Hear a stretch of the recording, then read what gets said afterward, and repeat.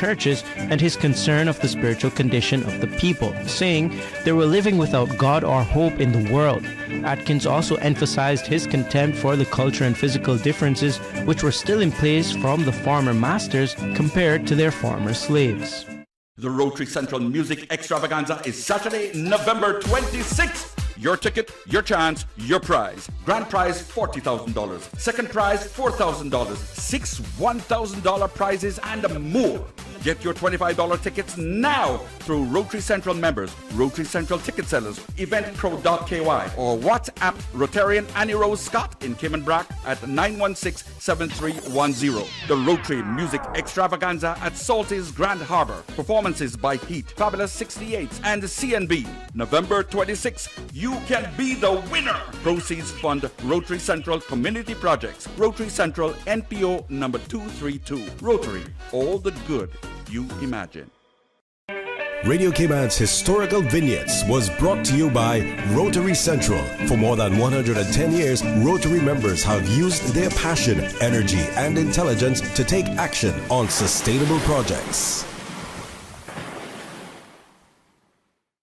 Talk Today is brought to you by Subway, open 24 hours in Countryside, Anderson Square in Georgetown, and Centennial Towers in West Bay. And by the Ministry of District Administration, Tourism and Transport. Explore your history, explore your land, explore your sister islands. MedLab in Smith Road Plaza, your complete medical laboratory solution. Call 949-7331. Talk Today is proudly brought to you by Pirates Fest 2022. Stay in the know. Get the full event lineup at piratesfestcayman.com. And Savannah Pharmacy in Countryside Shopping Village. Convenient opening hours, including Sundays and holidays.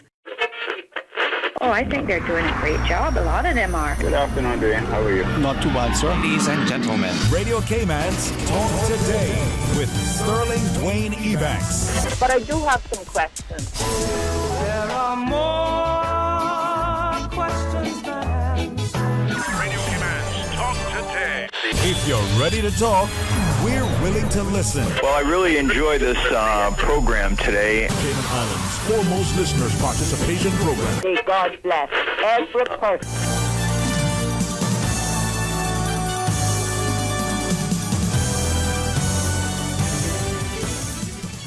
Hey, good afternoon and welcome. Thanks very much for joining us. And as promised, as committed and as expected, a man to his word, Mr. James Whitaker joins us today. We're going to be talking about renewable energy. We invite you to be a part of the discussion, so please stay tuned for Talk Today. Radio Cayman's Talk Today, the Cayman Islands' foremost listeners' participation program. We ask our listeners to avoid statements or comments which are abusive, derogatory, malicious, or defamatory. Do not use any indecent language or make any statement which is false or misleading. Email talktoday@candw.ky or call 1-800-534-8255. courtesy of Flow, Cayman's #1 network that connects you to your world like never before. Let your voice be heard. Once again, here's your host, Sterling Dwayne Ebanks.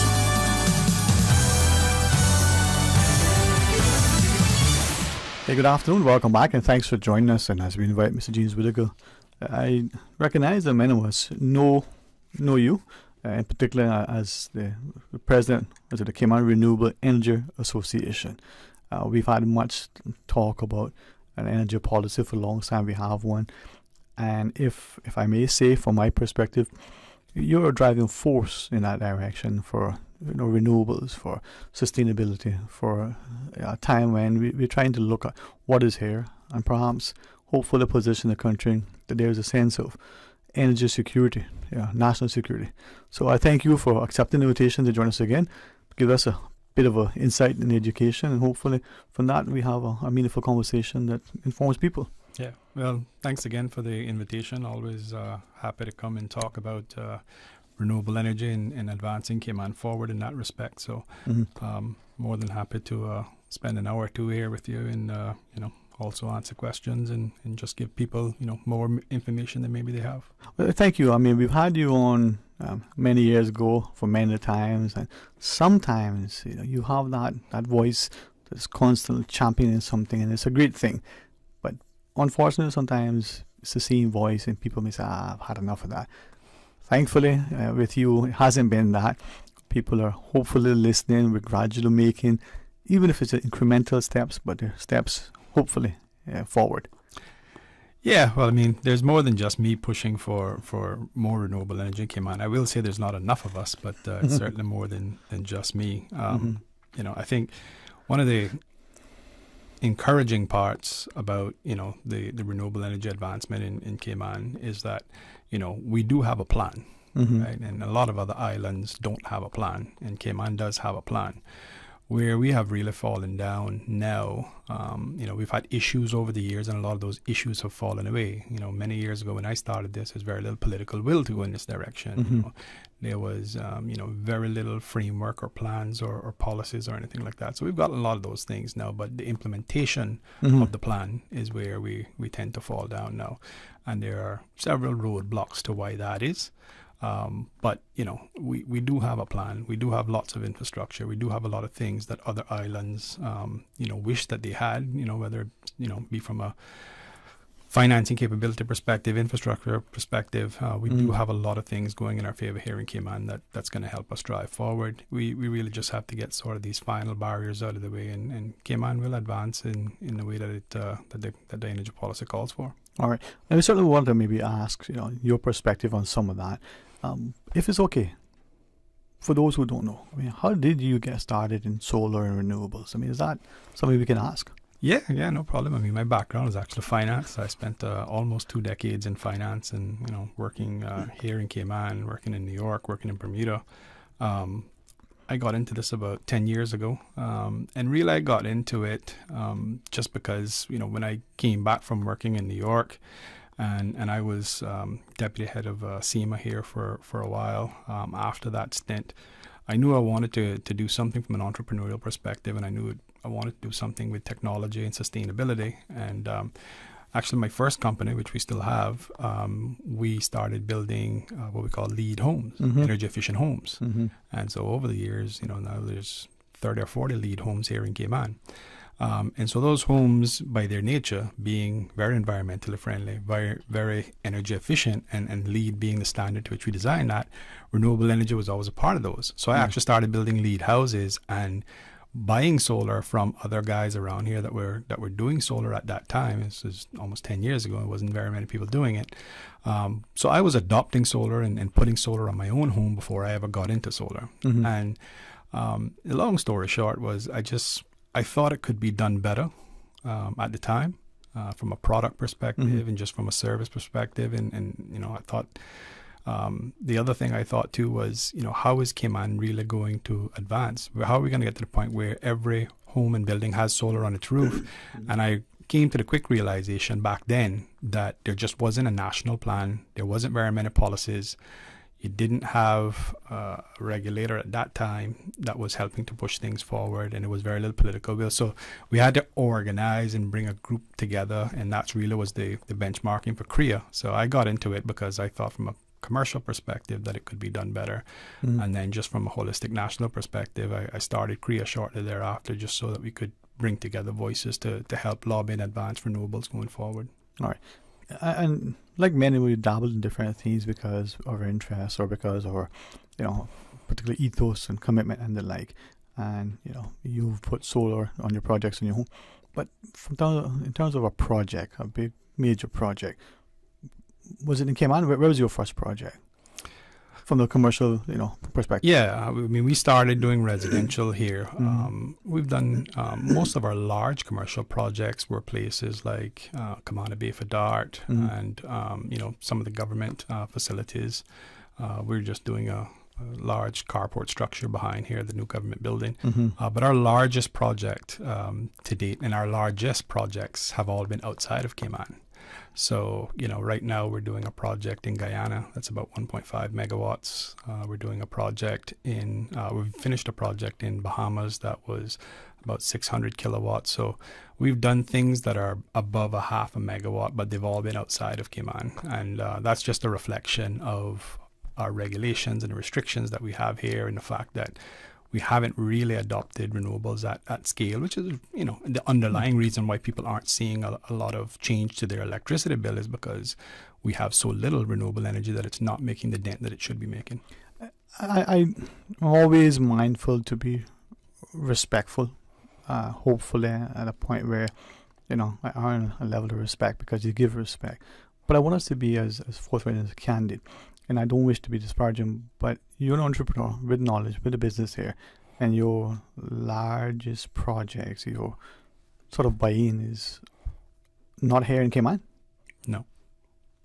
Well, Bob Marley was right, or was it the Bible? A prophet is not without honor. And I'm not trying to be disparaging, but I'm thinking, why is that? Why is it that we have such a resistance to doing good things with our own people?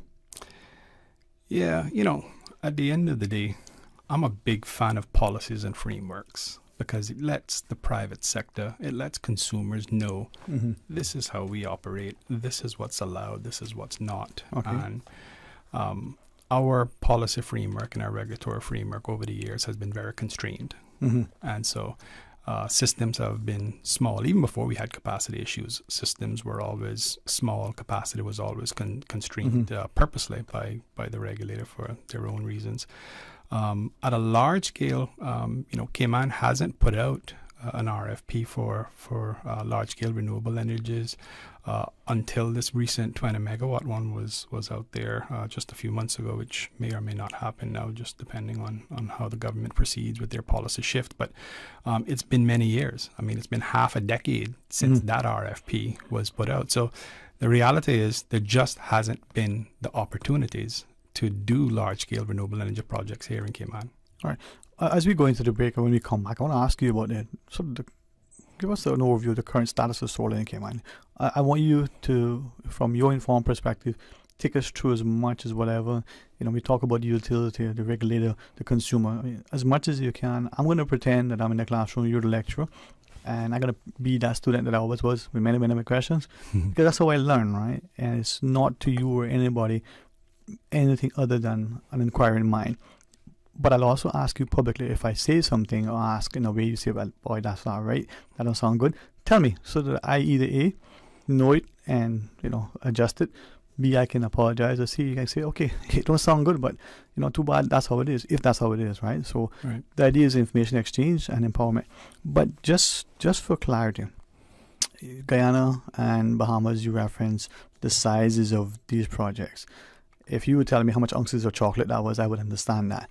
Repeat them again and tell me, put that in context. What does that mean? Right. So I'll give you an example. Yeah. So all of the contracts that we've signed outside of Cayman in the last 4 years are over 10 megawatts, which is probably double, maybe not quite, but it's probably twice as much as we've done in Cayman in 10 years. Okay. So it's significantly more outside of Cayman from a size perspective than... Okay. I got that from just looking at, press release says, this is how much watts and stuff we do in the homes, and the government program that they do 2,000 watts kilowatts if your house isn't that. So I got an idea how much it is. But you're talking about kilowatts and megawatts. Yeah. So if you think about the Bordentown Solar Farm, that's 5 megawatts. So effectively the combination of all these things is about 2 of those. Okay. At some point, we'll maybe understand how much a house would take normally and how much is this and that. Yep. And I know that my brothers told me this 1,000 times and I didn't write it down. So, all right. Speaking to Mr. James Whitaker, as the president of the Cayman Renewable Energy Association, we're talking, about renewable energy. I want at some point to ask too, well, we have solar, but is there something else? But that'll be further on in the conversation. Okay. All right. Please stay tuned. Join us after the break. Busy, busy, busy. Feel like there's not just enough hours in the day. Savannah Pharmacy, service to make your life easier. Now you can WhatsApp your prescription order to 929-5045. And pickup is just around the corner with everything your family needs and convenient opening hours including Sundays and holidays. WhatsApp your prescription order to 929-5045. Savannah Pharmacy, wholesome values with modern conveniences. When you're craving something big, something tasty that gives you that lip-smacking satisfaction, something that hits the spot, there is nothing better than a footlong from Subway. It's pretty tasty. Filling and full of flavor. Try our new sweet onion steak teriyaki with a twist. Or the classic chicken teriyaki. Top it with green pepper, onions, cheese, and that sweet onion teriyaki sauce, all piled on your favorite artisanal bread. Satisfy that craving with a footlong from Subway.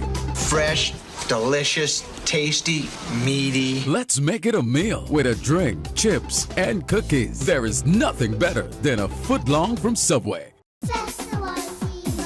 Pirates Fest. A little bit of old, a little bit of new. The evolution of Cayman's Pirates. A little bit of fun for everyone. Grand Cayman festivities from November 10th through the 20th. 10 days, 33 events. From happy hour parties, cardboard boat races, the Trial of the Pirates, float parade, national song competition, pooch parades, races, fireworks. So many fireworks. Pirates Fest is here. 33 events, 10 days, November 10th through the 20th. Stay in the know. Get the full event lineup at piratesfestcayman.com. Pirates fire, raging through Church Street, bright and little Cayman, putting on some heat. Wouldn't it have been grand if you had purchased land 30 years ago? It may not be 2020, but a perfect vision has never been more clear. Cayman Brac and Little Cayman, poised for growth with an eye on the future. Your land, your history, your future. Discover all that our sister islands have to offer. 60 and bossy with J and money.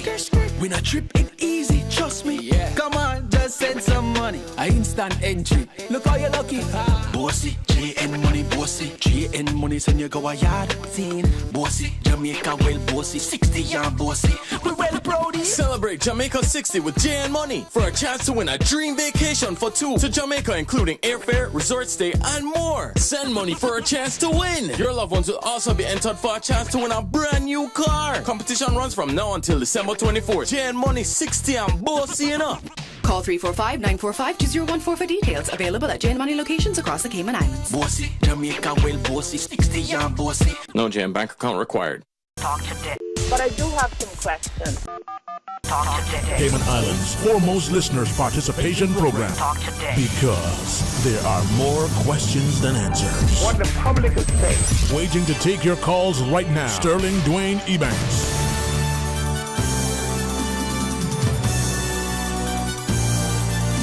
Hey, good afternoon, welcome back, and thanks for joining us, and thanks to James Whittick for taking time, and hopefully that sometimes by the things we say, others may be encouraged. Some may say, wait a minute, that's not quite so, or it may be, and then they gather a bit of strength from that and we draw alongside. As you said, you're not the only champion relative to pushing for alternative energy and the like, but maybe more of us saying in unison, and the choir mightn't sound too bad. Yeah, it just mightn't.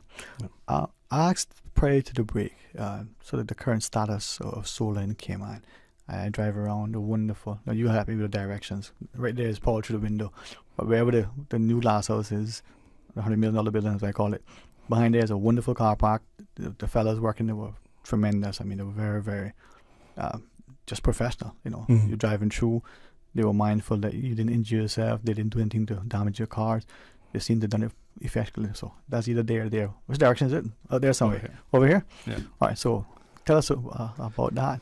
Yeah, so to give you an idea of the current landscape in Cayman, from a big picture perspective, Cayman is around 3% renewable energy penetration, which basically means we're using about 97% diesel. So 10, 12 years ago, we were 100% diesel. A decade on, we're about 3%. And that's pretty abysmal for a decade's worth of pursuit of renewable energy. Lee Kuan Yew, we built the whole country. There are other islands, places like Kauai in Hawaii that have similar grids to ours that are 25, 35, 40% renewable energy in the same type of time frames. And so, sitting here at 3% is pretty abysmal. But that's where we are. We're about 3% renewable energy today. There's 31,000 electricity consumers in Cayman, a little over 31,000 actually, and there's somewhere around 700 solar systems, right? So if you think about it, of 31,000 electricity consumers in 12 years or so of pursuing renewable energy in this country, we've only gotten about 700 solar systems up on the grid. So when people want to know why renewable energies are making a bigger impact on your electricity bill, well, you got to have economies of scale. It has to account for a large part of your energy so that you can drive that cost down, and it just simply doesn't, right? It's been very constrained. And it's not because consumers don't want it. It's not because people like me and other providers don't want to provide it. It's the regulatory environment that we have to operate in that has constrained it, right? And so if you kind of look at how many solar systems deployed versus how many electricity consumers there are, it's somewhere around 2% thereabouts, right? So we've still got a long way to go in terms of, having solar up on a lot of rooftops. So some people might say, well, okay, why is that? Again, I referred to it. It's been the regulatory landscape. Programs have been constrained. Capacity has been constrained. There's been a complete lack of proper capacity planning. Capacity is how much solar systems can be connected to the grid and keep the grid stable and keep it stabilized. In 2017, we've done a study that says, here's how you keep the grid stable, here's how much renewable energy can go in the grid. And instead of ensuring that is constantly updated so that there's always capacity that we can continue to add to the grid, the regulator's responsibility is to ensure that consumers continue to have choice and that there's competition. But what we've seen over the years is that the programs stop and start. So your consumer's ability to install solar has been stopped and started, stopped and started, stopped and started. And a lot of consumers that are trying to adopt solar are very frustrated about it. Providers are very frustrated about it. But it comes down to a complete lack of proper capacity planning by the regulator. The other issue that we've had in Cayman is we're very limited on the programs that we offer. I mean, you can go places like Hawaii, there's a dozen different programs to choose from, because what they try to do is to create programs that appeal to all consumers, small homeowners, apartments, small commercial, large commercial. And so they try to create programs that appeal to everybody. We've basically had one program in Cayman since about 2009 that actually works. They brought in a program called DER, but it doesn't work the way that they've advertised that it works. So for the average person, it's a non-starter. So you've got this core program, and that has needed to be expanded, and new programs have needed to come in because it doesn't appeal to a broad cross-section of the consumer base. And so I think the last thing too is the rates and the accessibility of solar hasn't progressed the way that it should. I hear a lot, well, solar is only for the rich, and my response to that is, you're right. It is. But that's a reflection of policy, not of the technology and not of the industry. Financing for renewable energy is something that we can get to be universal, where most everybody can afford it. But we need buy-in from the utility, from the regulator, and from government to be able to do that. And once you do that, and being able to finance renewable energy systems at zero down and all of these sorts of things, and that becomes universal, the access to it goes up. But of course, you've got a regulator that constrains it. Only about 100 people a year is being able to get onto the grid. So, why are you going to give 31,000 consumers now full access to renewable energy, and it's not a financial constraint for them anymore, but then only 100 of them can get onto the grid? And so this is the pull and pull that we've had is, they keep the programs constrained, and we haven't been able to accelerate the adoption because of it. So as we sit here in Cayman, that's kind of the current landscape. So the current solar programs have been closed since February of this year. So anybody that wanted their solar systems turned on after February and applications approved have not been able to do so. As I sit here today, they still aren't able to actually turn those systems on. The regulator, as they often do, soon come is usually the gist of the responses that you get. But it's been 11 months. This is about the fourth time in 5 years that they've stopped the programs. And it's supposed to restart now again in December, according to the CEO of the regulator. And the regulator, just for public clarity? Ofreg. Okay. Yeah. So they're the one that regulate solar as well. Yeah. Okay. And so, this is this ongoing capacity issue that the genesis of it is just their failure to properly plan. So if you want to kind of landscape, that's where the country is, 3% renewable energy, after about 12 years. And then from, why isn't more happening? It's because of the regulatory constraints. Okay. You referenced a study of 2017. Is that study publicly available? Yeah, you can get it right off of Ofreg's website, or I believe CUC will have it on their website as well. It's called the Infusion Study. Right. And the reason why I ask that is that sometimes there are plethora of information, but sometimes we don't know it's available, or it may be, but where do we find it? And they're like, so that study, if people want to know, it's available. And it's not a difficult technical read, I don't think. I mean, there's some stuff there, but it's not too bad. Yeah. And at the end of the day, look, we have to continue to upgrade our grids. And when I say we, this isn't Cayman. Every country in the world. If you want to transition to clean energy, there is going to be grid upgrades needed. There's going to be energy storage needed, both short-term dispatchable energy and long-term energy. These things have to happen. So when someone tells you, oh, well, we haven't progressed more because, we have these constraints. Well, the reason you have the constraints is because you haven't adopted the solutions that are there in a timely manner. And that's what it goes back to my first point to you is our issue here in Cayman is the implementation, right? It's not really that we don't have a plan. We know what we have to do. It's just that we're taking too long to do it. Okay. So let us then ask a typical example, and I want to talk about cost and the like, but just since you reference the accessibility and the regulator sort of opening and closing and everything you say, that reminds me of what will seem to be the premise for liquor licensing. You apply it as a moratorium. Sounds kind of similar. Yeah. All right. A homeowner decides, has the financial wherewithal, wants to put solar, whether it's 100%. How does that work? I mean, I would think you're going to buy furniture, you choose it, you're going to buy your kitchen cabinets, your appliances. You don't need anybody's approval. You just got the money and you buy it. So you buy solar, you put it in, it's installed properly. But the issue is getting it turned on. Okay, right? So why is that a problem? And why should that be a problem? Well, again, through lack of proper capacity planning, it's always constrained to a couple hundred people every time they give the capacity. Once it runs out, they take months again to issue new capacity. There's not a sufficient enough level of capacity planning to ensure that the grid has capacity in order to meet the demand. And quite frankly, forget the demand, in order to meet the National Energy Policy targets. Right? So the thing is, with the way that they're haphazardly regulating and constraining the capacity, there's just no way that we can reach the National Energy Policy targets. And I can tell you from my experience, there's no way Ofreg can reach their own targets. I've watched them present to the public and to the government and say, by the next 2 years, we're going to have 10, 12 more megawatts of renewable energy on the grid. And that's just not possible with the pace at which they're making decisions and the pace of which the grid is being upgraded. So that's unfortunately the barrier for consumers, right? If you want to adopt renewable energy, if you want to add solar to your house, I mean, the reality is, you find a local solar provider, whether it's my company or somebody else. They'll come out, they'll give you a proposal, they'll check your house, they'll give you a proposal. Right now, some financing is available in the market. We're still pushing forward to try to make that financing to be really universal. So some people can get financing, some people perhaps can't. But if you have the money to pay for it, some of these systems can start at $15,000 and go up to over $30,000, right?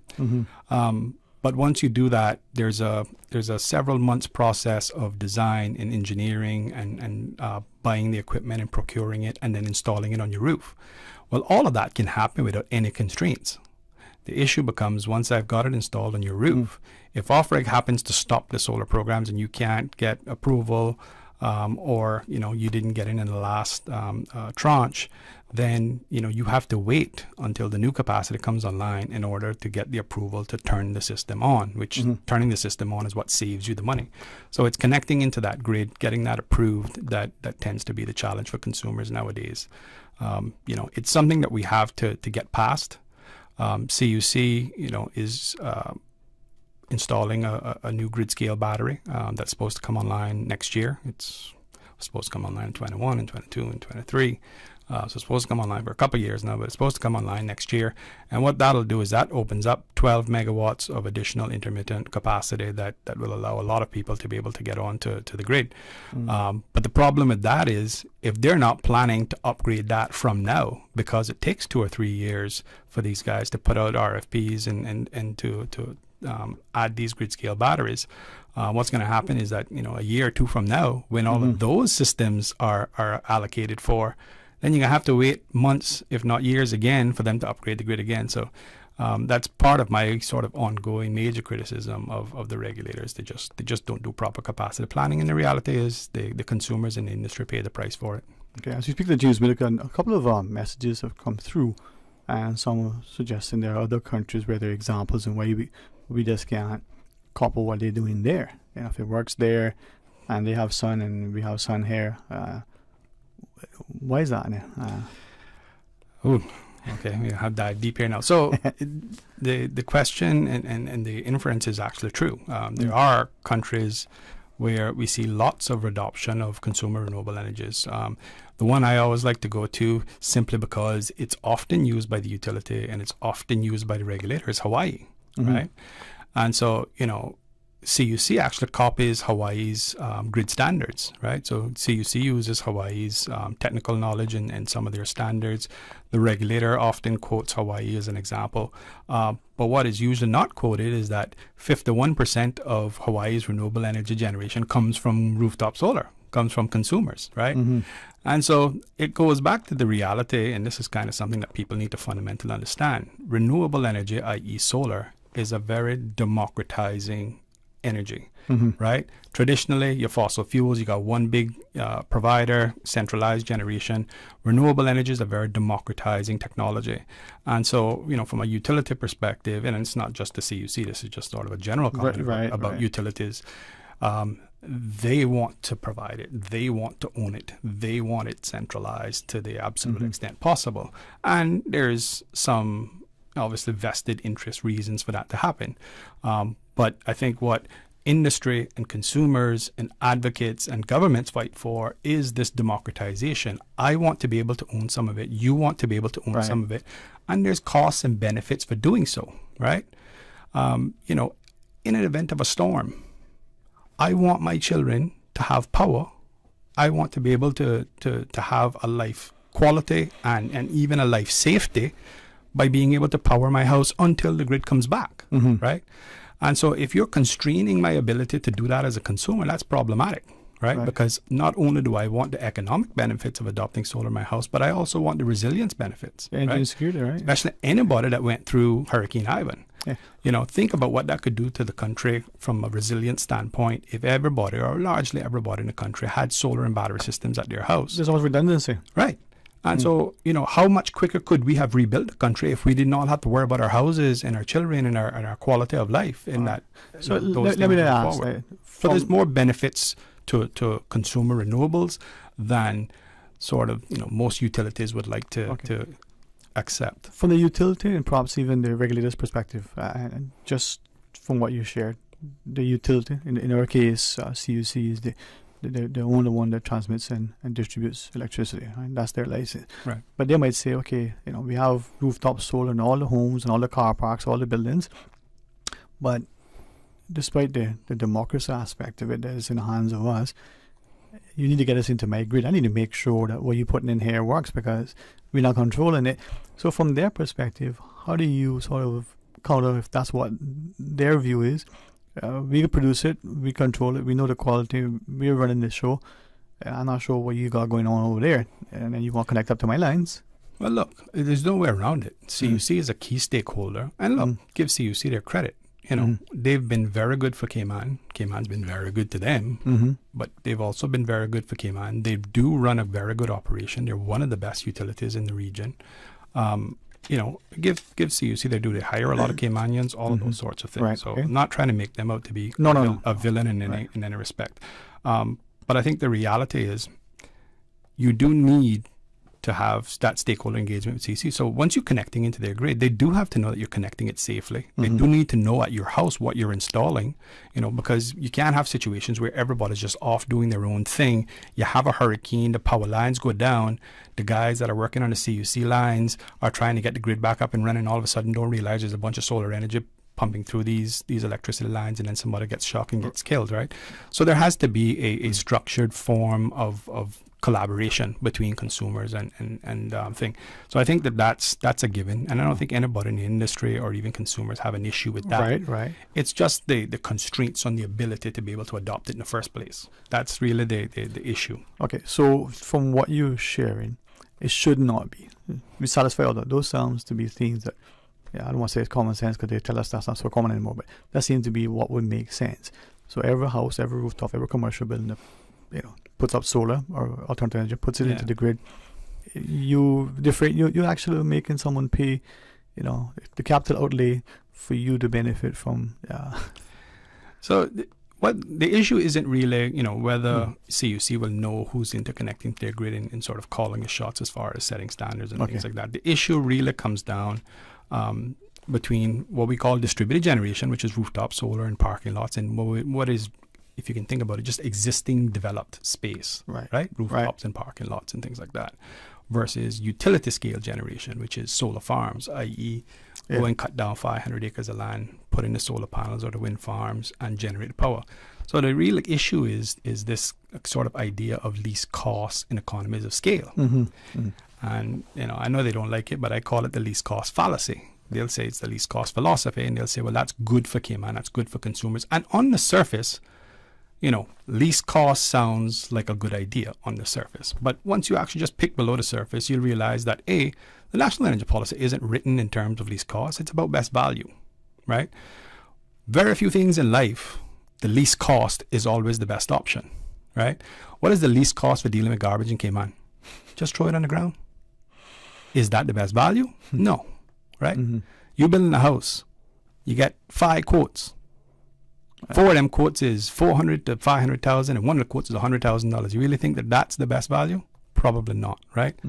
Only use that as very simplistic to say, what we got to look at is what is the best value. We got to look at the costs and benefits. And so I come back to the National Energy Policy. The National Energy Policy talks about there needing to be both consumer renewable energy and utility scale generation. And that's just the reality. But there's this sort of push and pull about which one is the priority. Obviously, the utility and some of the management team, I will say, in the regulator, they very much view utility scale and least cost as what they should be pursuing. But the reality is we really also need to look at distributed generation and put priority on that. And from an environmental standpoint, which is better? Using rooftops on warehouses, on homes and parking lots and all this existing space, or going and cutting down thousands of acres of natural land that can't be farmed, that can't be developed, that can't be left in its natural state to put the solar farms on. The reality is we do need large-scale renewable energy. I'm all for it, but there has to be a balance, right? And I think that's if you want to know what the genesis of sort of the contention is, it's really this balance of focus for distributed generation and using developed space, i.e. letting you put it on your house, versus us building big farms, right? And so, you know, CREA's point of view is the point of view of the National Energy Policy. We have to have a focus on both, with a priority, quite frankly, on distributed generation and using developed space. You refer to how it's, you know, democratizing, and as I listen to you share that and repeat that in my head, it puts the power in the hands of, you know, the people, like the vote, you know, for the on election in the hands of the elector, the individual on a commercial building, the car park, the home. Your contribution is small relative to the country's needs, but it's compounded in a positive way when added with everybody else. That would then seem to me that two things: it creates a greater buy-in and a greater sense of democracy, but it helps to sort of spread the cost amongst everybody as opposed to one entity. But then there's that where the challenge comes in, that the returns, the potential profit, if there is one, is in this entity that sets up a solar farm versus, you know, the bunch of us, you know, 1,000 homes, 10,000 homes, having, you know, the ability to produce the country's needs. Well, I'll answer that question by pointing out something. Years ago, when the regulator was called ERA, and Mr. Charlie Farrington was running the show down there, we all, and I say we, industry and the regulator, collectively were pursuing a renewable energy strategy that was about achieving unsubsidized solar, meaning solar that was at or below the cost of diesel, right? So that we could drive down the cost of energy. That changed when they became off-reg and they went to this sort of least cost philosophy. The reason I say that that's important is because you're right.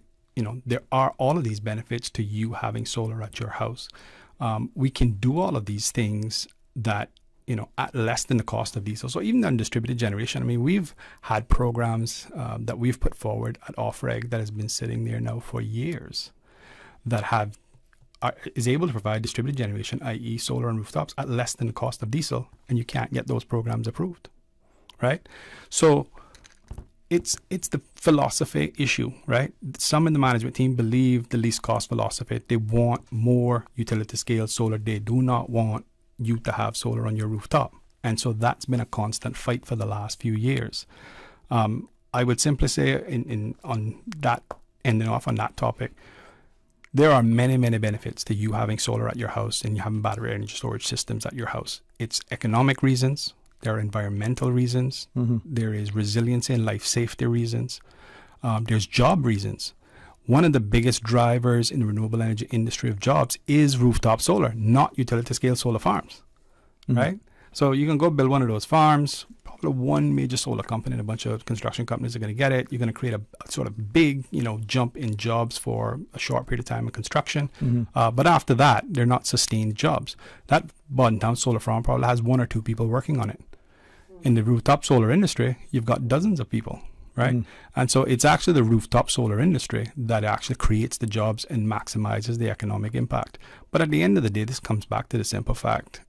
You deserve to be able to have solar in your house if you want it. You can want it, you can afford it, you should be able to get it. Correct. All right. When you come back to the break, I want to just revisit you and ask you about the cost. You referenced 15,000. I want to ask specifically a comparison. How does Cayman compare to other places? Okay. Maybe talk a little bit more about the core program for me to understand it a little bit. A bunch of other things, if you're cool with that. Sure. I'm trying to make notes, and I think Paul is going to sit the exam for me in a bit. All right, 949-8037 or 1-800-534-8255. When we return, we continue with the conversation. Mr. James Whitaker. Stay tuned for Talk Today.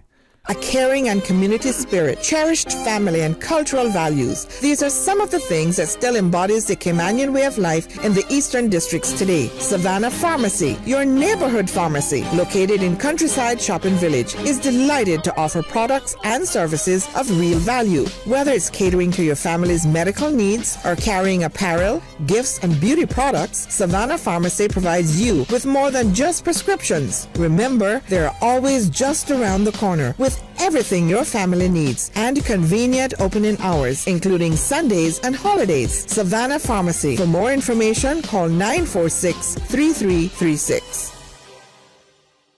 You see how hard it's raining? Yeah, and I don't have time to fight traffic and get my lunch from Subway. I have so much work to do. Why don't you order Subway by using the Let's Eat or Bento app? Save time, stay dry, and get your sandwich fast. I never thought of that. Great idea. I'm going to order now. Order me a veggie pizza while you're at it. And a cookie platter for the office. Too busy at work or home? Is the rainy weather stopping you from dining out? Order your favorite Subway sandwich, wrap, or pizza through the Let's Eat or Bento app with fast and reliable delivery. Subway, eat fresh.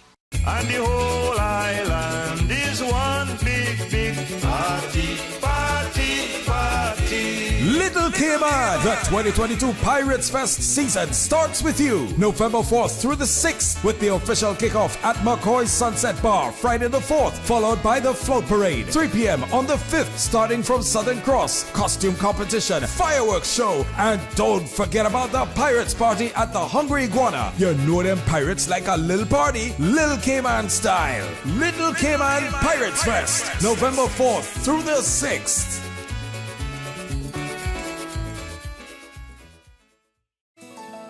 The offices of dermatologist Dr. Wayne Porter will be taking appointments from September 30th until October 8th at his Crew Road Clinic. Appointment slots are limited. Whether you're seeking advanced skincare, Botox, filler, cosmetic skin enhancements, or simply looking to reduce wrinkles, Dr. Porter offers a full-service dermatology and dermatological surgery practice. For more information, email dr.portercayman@gmail.com or call 946-9020 to book your appointment today. That is 946-9020. From district to district, moving through the waters to Cayman Bracken, your station, your voice. All things Cayman, one radio, many people. This is home. Radio Cayman in the Cayman Islands. Today's biggest news. Radio Cayman. Your voice, your choice. Local, regional, international. This is headlines from Radio Cayman's newsroom. Today's biggest news. With your latest headlines, I'm Felicia Rankin-Solins. The Cayman Islands Postal Service wishes to inform the public that all post offices across the Cayman Islands will be closed to the public on Tuesday, November 8th, 2022, to facilitate staff training. All post offices in all districts of Grand Cayman, Cayman Brac, and Little Cayman will reopen for business at their regular hours on Wednesday, November 9th. In international news, Spain briefly closed parts of its airspace over risks posed by a Chinese rocket re-entering Earth's atmosphere. Barcelona and Ibiza airports were among those impacted by the grounding, which lasted around 40 minutes on Friday. The decision came after China sent its powerful Long March 5B rocket to deliver the final module of its Tiangong space station. A remnant of the rocket made an uncontrolled re-entry, falling into the Pacific Ocean. It was described as one of the largest objects to re-enter the atmosphere in recent years by the European Union Aviation Safety Agency. Twitter staff around the world are waiting to see if they still have a job or not after an email setting out mass layoffs was sent. New owner Elon Musk is expected to reduce the platform's workforce of 8,000 by as much as half. At the platform's headquarters in San Francisco, some staff say they still don't know if they've been fired or not. In London, the office's blinds are down and staff have been told to work remotely while their futures are decided. A class action lawsuit has already been filed against the company over the mass job cuts and the amount of notice given. These are your headlines. I'm Felicia Rankin-Solins. For the latest in news and information, follow Radio Cayman on social media, Facebook, Instagram, Twitter. Download the Radio Cayman app or log on to our website, radiocayman.gov.ky. Radio Cayman is pleased to feature this special Sister Islands historical vignette brought to you by the Ministry of Tourism and Transport. Explore your history, explore your land, explore your Sister Islands. Hinton Roxroy Connolly was born in Creek, Cayman Brac on the 9th of September 1937. The second of 8 children born to Henry Kitchener Connolly and Olive Connolly, fondly known as Big H to his family and friends. Like so many other Caymanian boys and men, young Hinton went to sea at the tender age of 17, working with national bulk carriers for 5 years. During his tenure at sea, Hinton sailed on many different ships, namely the Ulysses, Old Titan, St. Clair, Petrolor, Petra Sea, and Petra King. He sailed between Portland, Maine to Venezuela. Radio Cayman is pleased to feature this special Sister Islands historical vignette brought to you by the Ministry of Tourism and Transport. Explore your history, explore your land, explore your Sister Islands. Explore your history, explore your land. Explore your Sister Islands, the ultimate staycation experience. Your culture, your freedom, the land that time forgot isn't gone. It's your Sister Islands. Discover all that our Sister Islands have to offer. Talk today. But I do have some questions. Talk today. Cayman Islands' foremost listeners' participation program. Talk today. Because there are more questions than answers. What the public is saying. Waiting to take your calls right now. Sterling Dwayne Ebanks.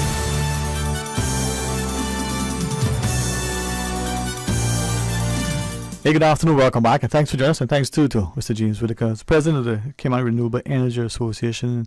The idea of alternative energy for many sounds like a great thing, economically and environmentally. Sound like you're socially responsible. But in the Cayman landscape, there seems to be increasing frustration. I think that might have been a word we may have used earlier on the part of everybody. And I don't know if that's because of confusion or just red tape or what have you.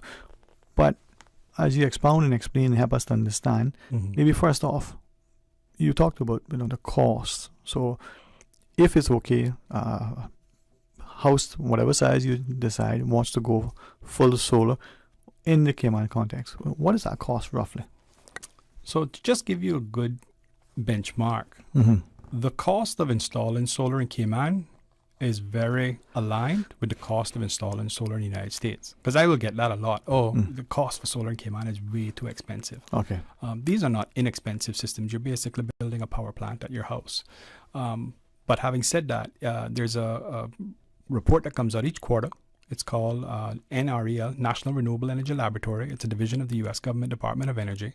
And every quarter, they issue a lot of data, but their report basically has all of the solar costs on average in the United States.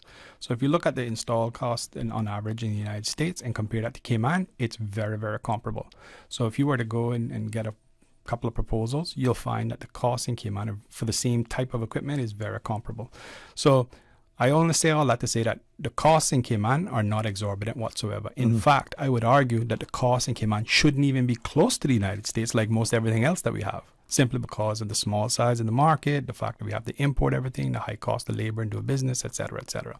But you'll find that the cost in Cayman from a solar perspective is very akin. And if you want to verify that, you can always just look at the NREL quarterly reports and compare that to whatever solar quote you have for your house. That gives you a very, very good benchmark. In terms of the aggregate costs, so, the average size solar system in Cayman is probably, now that the rates have fallen so low, probably 10 kilowatts. Historically, it's probably closer to 5. A 10 kilowatt solar system is probably right now going to save you somewhere around $300-ish a month, $3,600 a year. For a system like that, you're paying, it depends on a lot of factors, but you're paying somewhere between $2.50 and $3 a watt-ish range. So somewhere between $2.50 and $3 plus, because it depends on the type of roof and the type of panels and the type of inverters and all sorts of different things. But again, I kind of come back to the U.S. comparison. Solar costs in Cayman are very, very comparable to the U.S. The issue isn't really that costs here are exorbitant. The issue is that there's not an easy access to universal financing. And that is the challenge, but it's also the opportunity. And so there are various ways that we can help facilitate financing for people, right?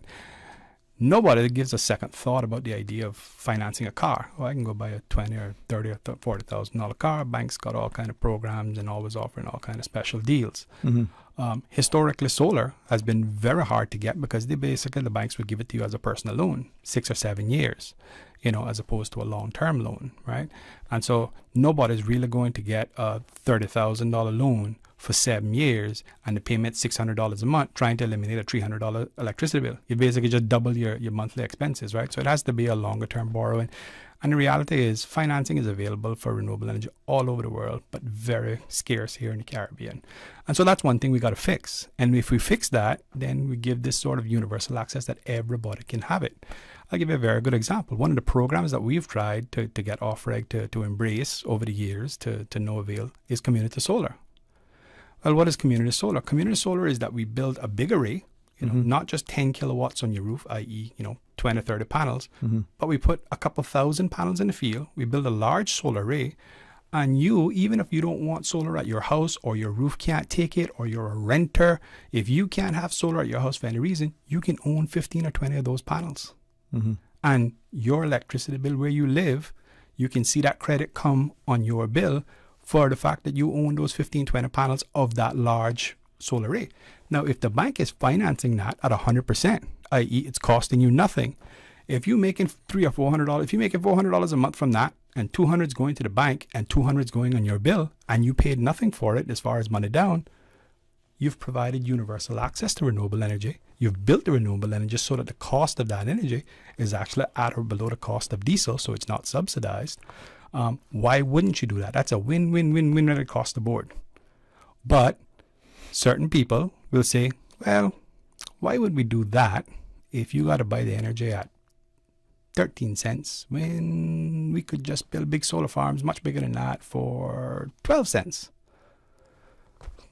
Well, do you want universal access or not? And shouldn't we be doing all renewable energy if it's less than the cost of diesel?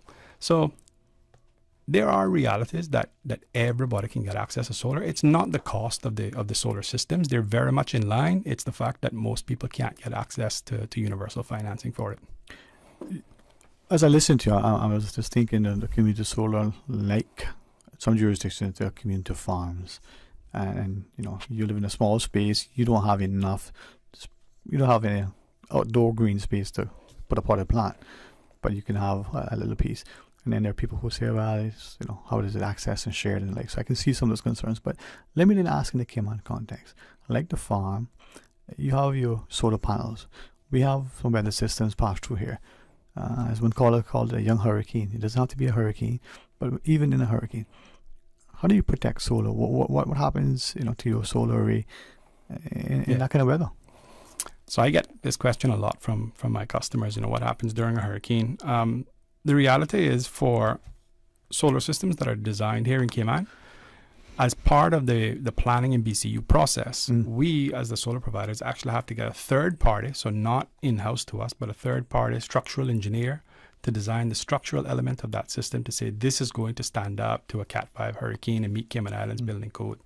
And that is part of your solar design. So the reality is once we install it on your house, as long as you pick a good solar installer and it's installed properly, it's not really coming off. The risk of it coming off your roof is very, very minimal.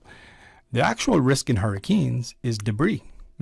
So not if it's installed properly, it's not really going to pull off your roof. The issue is that a coconut might come by at 150 miles an hour and strike one of your panels. If that happens, that's why you want to get your solar system insured as part of your house insurance. So that after the storm, if 5 of the panels are cracked up, then you can have those 5 panels replaced as part of your insurance claim. I wonder if that would form part of the deductible, and then you have to pay for it anyway. But it is, but what I have found in the last several years, including having a solar system at my house that's insured, is that the cost is very, very minimal. I mean, if you think about it, you know, your house might be worth $300,000, $400,000, $500,000, $600,000, and you're adding $15,000 worth of risk to it. So the cost tends to be negligible. Okay. And with that, I know you referenced financing, and access to financing has been a challenge relative to installing solar. Are there other barriers? You alluded to a number, but maybe you just repeat them. Barriers, challenges relative to solar installation. Yeah. It's the capacity issue. That's one of the barriers. For consumers, a lot of it is the financing aspect of it.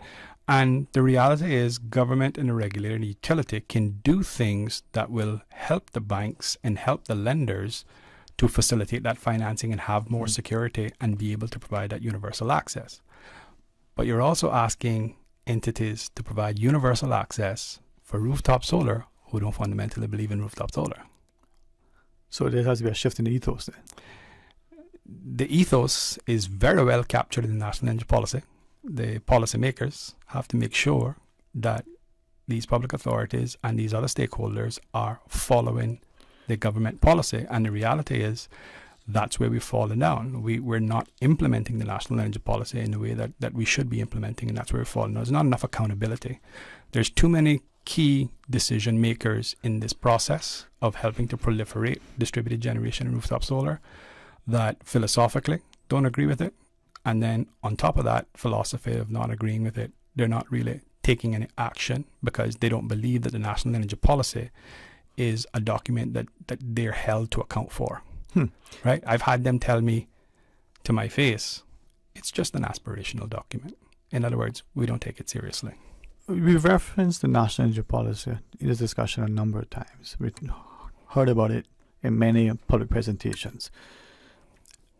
In just what is it, and is it law? Is it just a policy? Is it just an aspirational document? I mean, good question. So the National Energy Policy is a document that governs where Cayman as a country wants to go with its energy. You know, you had dozens of people sitting in a room, cumulatively actually for years, coming up with a document that everybody could agree and sign their name on. And oh, by the way, the utility and the regulator have both signed that as well. Okay. Right? Okay. So there's this national document. It goes to Parliament, and Parliament adopted it unanimously. So it's official policy of the Cayman Islands. Right? It's been endorsed by the previous government and this government as well. Right? So it's a universal policy document. Now, is it law? Well, it's policy. Right? But the public authorities law requires that all public authorities follow official government policy, and that is law. Law, yeah. Right? So if there is an official government policy, you as a regulator, you as a public authority, you have to follow it by law, right? So whereas the policy itself isn't law, the public authorities law does require public authorities to follow government policy. So that is law. I appreciate that. And just as I listen to you, there are many who would say, well, we need another law for this, this, and this. Then there are those who say, well, we have a law, we just need enforcement. We just need accountability, we need enforcement. You're saying that in this case, that seems to be... Yeah, we need enforcement of the policy, right? We need the implementation. We're falling down on implementation of the policy as a country. And people, there's not enough accountability to following the policy. And that's really the issue from a big picture perspective. Yeah. As we're speaking to Mr. James Whitaker, I just want to revisit something, looking at a message that came through, and I probably should try to read it again, but I think I got the gist of it. In what the listener shares, it would seem as if many of us as consumers, through the CUC core program, are pointing fingers at CUC and say, oh, they're the bad guys, They don't want me to put solar in this, this, and this. And one of my reference, and I wrote it down, so that under that program there, on your utility bill, you have this energy charge. Mm-hmm. Now, I'm not asking you to speak for them, just your understanding of that whole thing. Sure. Yeah. So, on your bill, you're going to see something called a renewable energy charge, just like the same thing you're going to see as your fuel. Okay. Renewable energy and fuel is just a pass-through for CUC, right? It's the consumers that basically pay for it. Mm-hmm. As I mentioned previously, what we had been pursuing for many years was to try to get renewable energy, whether it was on your rooftop, whether it was on a building, whether it's out in the field. Mm-hmm. We want to get that energy at below the cost of diesel. Any of that energy that's sold above the cost of diesel, let's just simplistic numbers, say diesel's 20 cents. Mm-hmm. If you're allowing a core program to sell at 26 cents, then there's a financial subsidy there. And that in itself is not a bad thing if you can justify. So, for example, if we say, hey, we're paying 24 cents for this power, the cost of diesel is 20 cents, so we're giving a 4-cent subsidy. That subsidy shows up on everybody's bills. But if you get 500 jobs in your economy and that is producing $50 million a year pumping back into your local economy, creating an industry, and you calculate that 4 cents times how many consumers are paying that, and it works out to be $100,000 or $200,000. As a country, as a policymaker, you're saying, okay, this subsidy is costing me $200,000 a year, and I'm getting millions of dollars in return for that $200,000. That's why you make those decisions, right? But what you're seeing from a pure dollars and cents standpoint is that cost above the cost of the diesel. So if we get all renewable energy to be at or below the cost of diesel, you eventually won't see any of that renewable energy charge because there will be no subsidy. And again, I go back to the point that with distributed generation, i.e. rooftop solar, as long as you do it at scale, today you can do plenty of distributed generation that's less than the cost of diesel. In fact, as of today, your rooftop solar if you got solar when it was open back in January, they're paying you less for your solar than the cost of diesel today. So your solar is actually cheaper than the diesel. But to answer that person's question, it is because there is a premium historically that's been paid above the cost of diesel, and that's a pass-through for CUC, and that's what you see on your bill. When we get a significant amount of renewable energy on the grid, and when we're able to do it at scale, you're going to see those renewable energy costs disappear from your bill. Okay, so I'm reading this over again, and what I thought was the gist is, in fact, this person is contending that charge to us is because there are people who are off the grid, and we're paying to subsidize that. CUCs, they're alleging that it's their loss to make up for less consumers on the grid. No, it doesn't work like that. So the reason that charge exists is because the way that Cayman does solar, and this was something that was decided by CUC and government many, many years ago, all the way back from 2009 when it was a pilot program. Cayman has a core program. The core program is just what we call a feed-in tariff. Basically, worldwide, there's two major ways for consumers to adopt renewables. From a program perspective, there's feed-in tariffs and there's net metering. Net metering would be everybody has solar on their house. That solar goes into the house, and nobody pays any subsidy on their bill from a renewable energy perspective because it's just solar energy that you're consuming. Now, anything that your solar can't produce at your house, i.e. at night when it's bad weather, then you would just pull from the grid. For a lot of reasons, CUC and OFREG did not want to go down that road. It would erode the utilities' revenues too much. They wouldn't have as much control as they can have with the feed-in tariff. So that net metering program was dismissed out of hand more than a decade ago. And there is no appetite at the utility or the regulator to embark on a net metering. So what you have is what CUC and OFREG, they were the ones that said, we want a feed-in tariff system, which is what we have now. So with the feed-in tariff, what's happening is you're putting solar on your roof, but that solar is being sold to CUC, right? So let's just take my house. Let's say the bill is $300 a month, and I put enough solar on my roof to produce $300 a month in credits. My bill says consumption, $300. production, because I have solar, 300, balance owed 0. So that's what you can achieve with that. But the rates that they pay you for solar then get spread to everybody. So if I got my rate approved at 30 cents and diesel's only 20 cents and there's a 10-cent premium, the cumulative amount of everybody that has solar, that goes on everybody's bill, and including people that don't have solar. So they're not financing people that are quote unquote off grid. What they're doing is they're paying a subsidy to the people that have solar versus the people that don't have solar. And so again, I go back to the point, that was CUC and Ofreg's decision of the program that they wanted. So when I hear them complaining about it and yelling about subsidies, oh, by the way, CUC is offering some subsidies right now as we speak for bills. So I guess, they're not too down on subsidies. But in general, the reality is that program is what they wanted. And they'll give you a lot of good reasons for it. And I got pick which hills I want to die on. I've given up on the idea of arguing for net metering. I'm fine with the feed-in tariff if that's what they want to use, but just don't complain about it because it's your choice.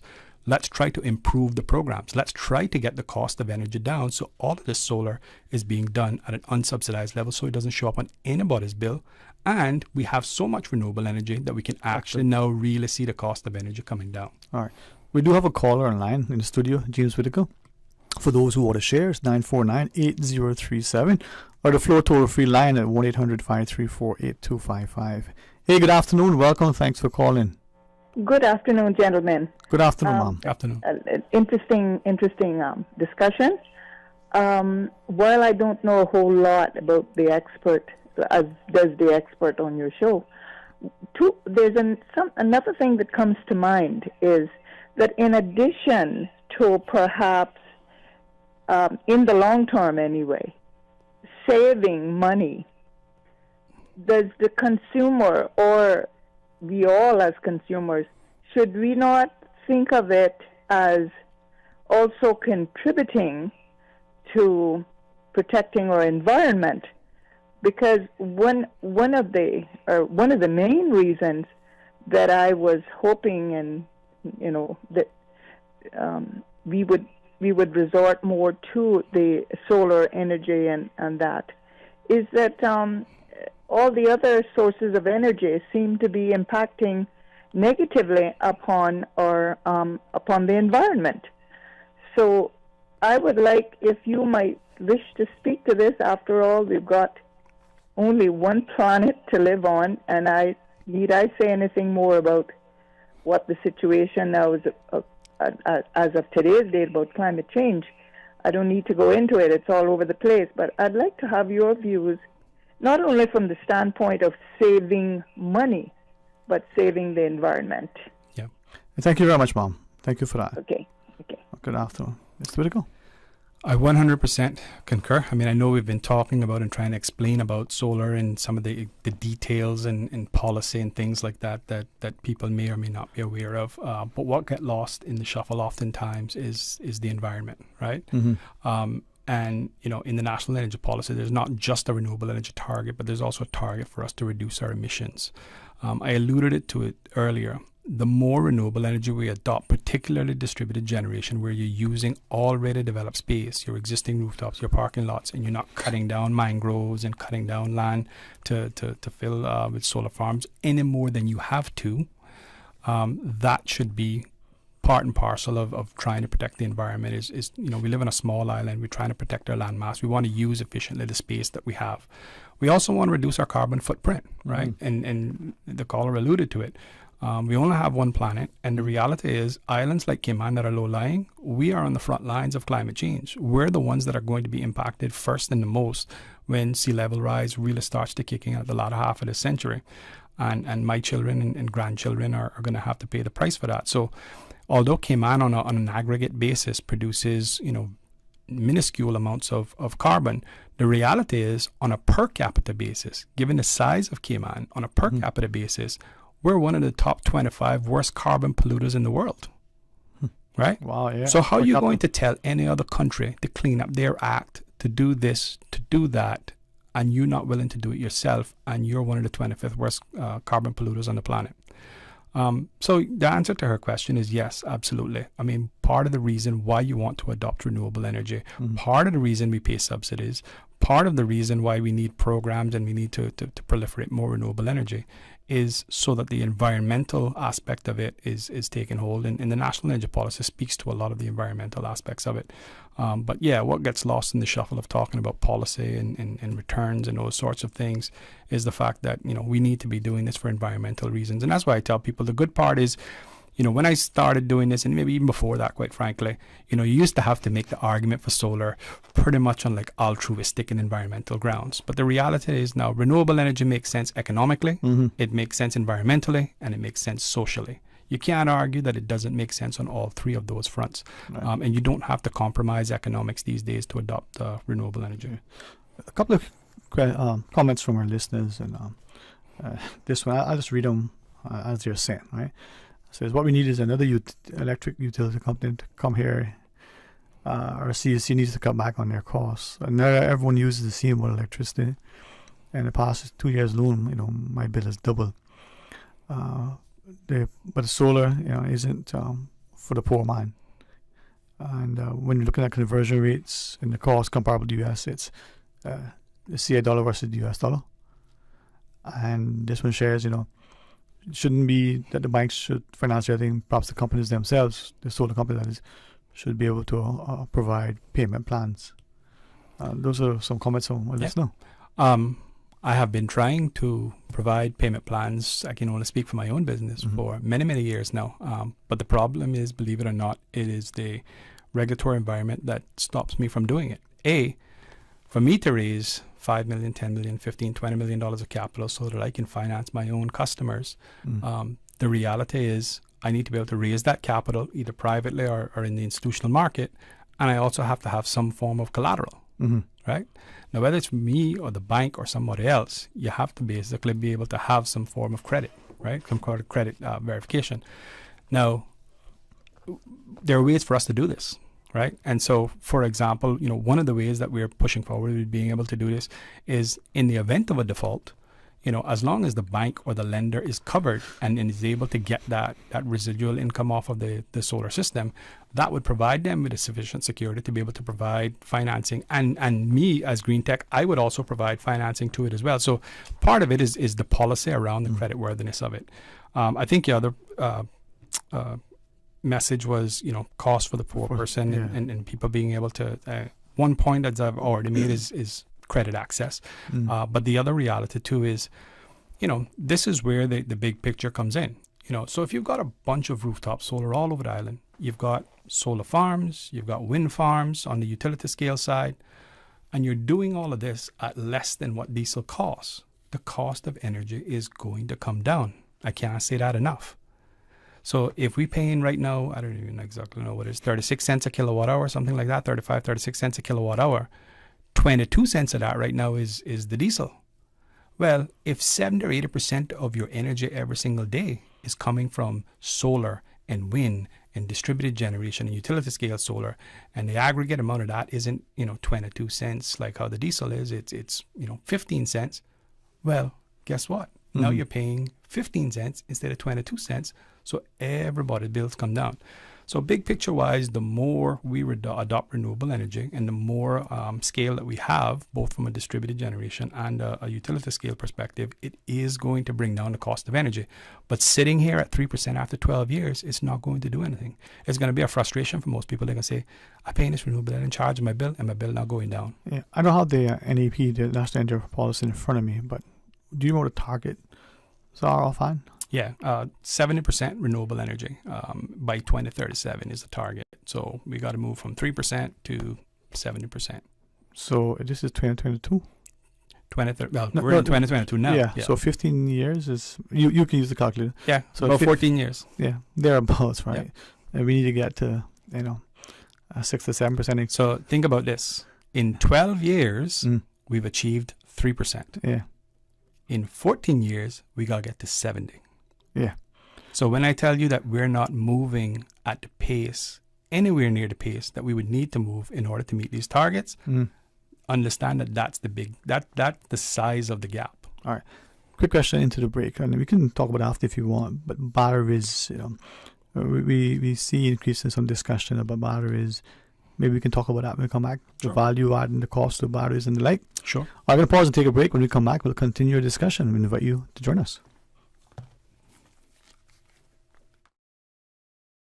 When you're craving something big, something tasty that gives you that lip-smacking satisfaction, something that hits the spot, there is nothing better than a footlong from Subway. It's pretty tasty. Filling and full of flavor. Try our new sweet onion steak teriyaki with a twist. Or the classic chicken teriyaki. Top it with green pepper, onions, cheese, and that sweet onion teriyaki sauce. All piled on your favorite artisanal bread. Satisfy that craving with a footlong from Subway.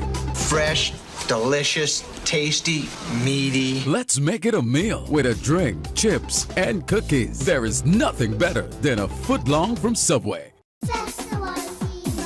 Pirates Fest. A little bit of old, a little bit of new. The evolution of Cayman's Pirates. A little bit of fun for everyone. Grand Cayman festivities from November 10th through the 20th. 10 days, 33 events. From happy hour parties, cardboard boat races, the Trial of the Pirates, float parade, national song competition, pooch parades, races, fireworks. So many fireworks. Pirates Fest is here. 33 events, 10 days, November 10th through the 20th. Stay in the know. Get the full event lineup at piratesfestcayman.com. Pirate fire, raging through Church Street, bracket little Cayman, putting on some heat. Come on out to the Cayman Seafood Fest and Health Fair. Come enjoy your favorites like crab, turtle, conch, and shrimp with tasty side dishes. Get free blood pressure checks, flu shots, nutritional counseling, and much more. See you Saturday, November the 5th, 11 to 3 at the Farmers Market next to the cricket grounds. All proceeds to support the NCVO. Brought to you by the Progressives, celebrating 20 years of service to the Cayman Islands. Did you know that ValueMed Pharmacy has a free online prescription service? Managing your health and medical requirements has never been easier with ValueMed. Simply visit value-medpharmacy.com. That's VALU-medpharmacy.com and click the Refill Prescriptions tab on our website. Fill in the information for new prescriptions or refills and choose your preferred pickup location. ValueMed on Walkers Road or Town. Then bring in your original prescription from your doctor when picking up. There's no need to stand in line and wait for your prescription. Save time and pick up prescriptions at your convenience by visiting value-medpharmacy.com. That's VALU-medpharmacy.com. Can you imagine your home completely organized? At Brand Source Custom Closets, we can. We specialize in designing and building custom closets and storage units for any room in your home, including the garage. With tailored designs and custom LED lighting solutions to fit your lifestyle and budget, our custom closets expert is committed to enhancing the value of your home with a solution that is uniquely yours. Visit our showroom or call 623-6774 to schedule a no-obligation appointment with our design expert. Brand Source Custom Closets, 209 Dorsey Drive, Industrial Park. At Doctors Hospital, we know life happens, and usually when you least expect it. So when unexpected medical issues arise, you need quality care close to home. Located in the heart of Georgetown, our accomplished team of physicians and medical staff treat minor urgent conditions such as migraines, chest and abdominal pain, shortness of breath, burns, broken bones, open wounds, and more. 24 hours, 7 days a week with no appointment necessary. Peace of mind is important when life happens. At Doctors Hospital, we're always here just for you. Need to speak to someone? Call 949-6066. Talk today. But I do have some questions. Talk today. Cayman Islands' foremost listeners participation program. Talk today. Because there are more questions than answers. What the public is saying. Waiting to take your calls right now. Sterling Dwayne Ebanks.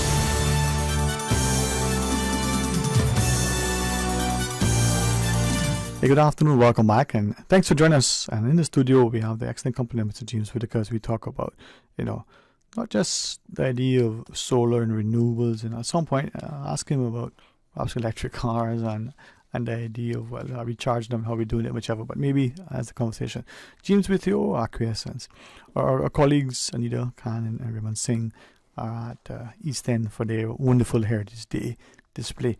I think they're going to try to share over the phone some of their but I don't know if that's possible. Let's see if we can figure pull that off. Let me know. Yeah, let's see if we can have that happen. Let's go to the phones and join Miss Anita. How are you? What are you doing? Oh, excellent, man. How are your things over in East End? Let me tell you, I'm seeing people I haven't seen in ages, darling. That's because you're working all the time. I'm glad you got to go. I feel like this is my stomp. I'm missing my old stomping ground, man. Well, tell you what, this is. I didn't expect such a crowd. Yeah. You know, being so early in the day, you know, that's later in the night. But East End Heritage Day, starting, it's rocking. The schools, the children from some various schools are out here, Kim and Prep. I see East End Primary, Bodentown Primary, and the food. Let me tell you about the food. Let's start with the food first, okay? Yeah, so the most important part. There's Mr. Alvin. He's got his stall. The line just not moving. I mean, people are just buying bags of food, like 4 or 5 takeout plates or whatever you call them, containers. And the food just moving. You've got Mr. Alvin, you've got Miss Pam, you've got several other food vendors. You've got your conch, your lobster, your whelk, turtle meat, just stew, Cayman style beef, just about everything you want in good food is out here in East End today. I've got to tell you, music pumping. The music just stopped for a couple of seconds. So can you hear me okay? Yes, we're listening intently. So this is going to go on for quite a while. I've got Ray standing by. You want to have a quick word with Ray, but in the meantime, let me tell you, they've got Bouncing Castle.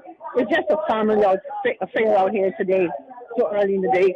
A lot of people are coming from town, from various areas to pick up their food, their lunch, and you don't want to miss this, folks. Come on down to East End, support East End Heritage. I was looking through some of the artifacts over here, Sterling. There's a nice display of old-time mill that you used to grind the food, meat and stuff with. Lots of iron, those iron you put in the heat and iron. You remember that one that you used to use, or you were too young for that? Well, they had them in different style and shape. I didn't even know some of them had storage in it. I saw one that was operated, she said, by gas. So she said gas. But just lots of, artifacts that you can browse through and just take photos of and take you back in time. They'll take you back in time. Way back in time. But it's a nice atmosphere out here today. A little hot, but of course you expect that, right?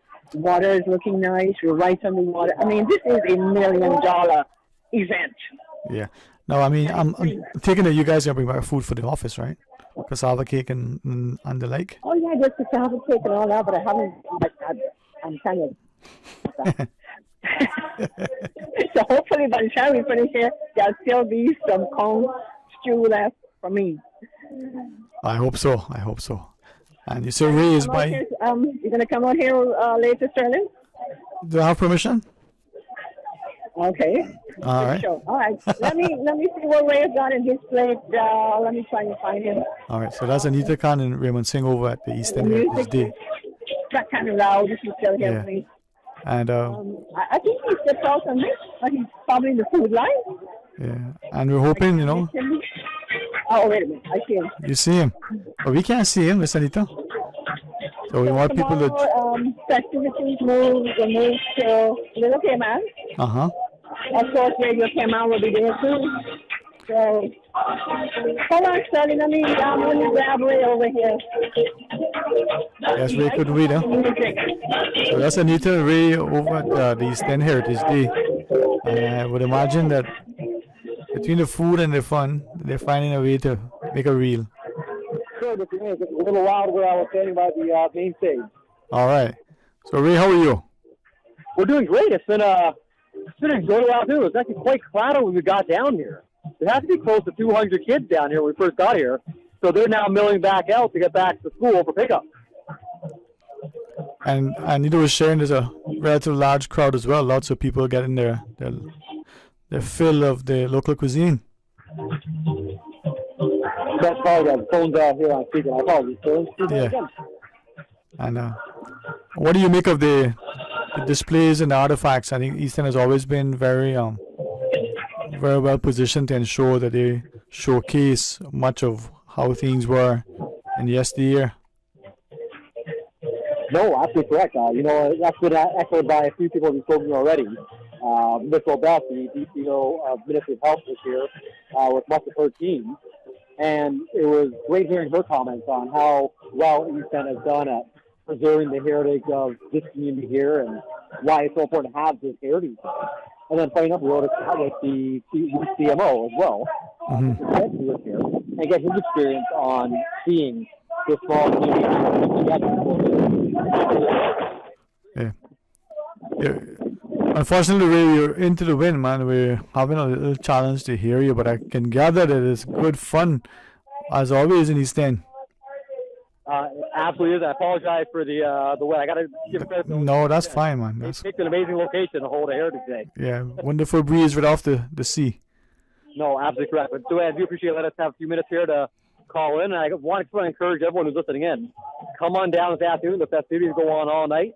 We were just talking to the ice cream vendors making homemade ice cream, and they're making ice cream all day long. So we're going to get them here in a little bit.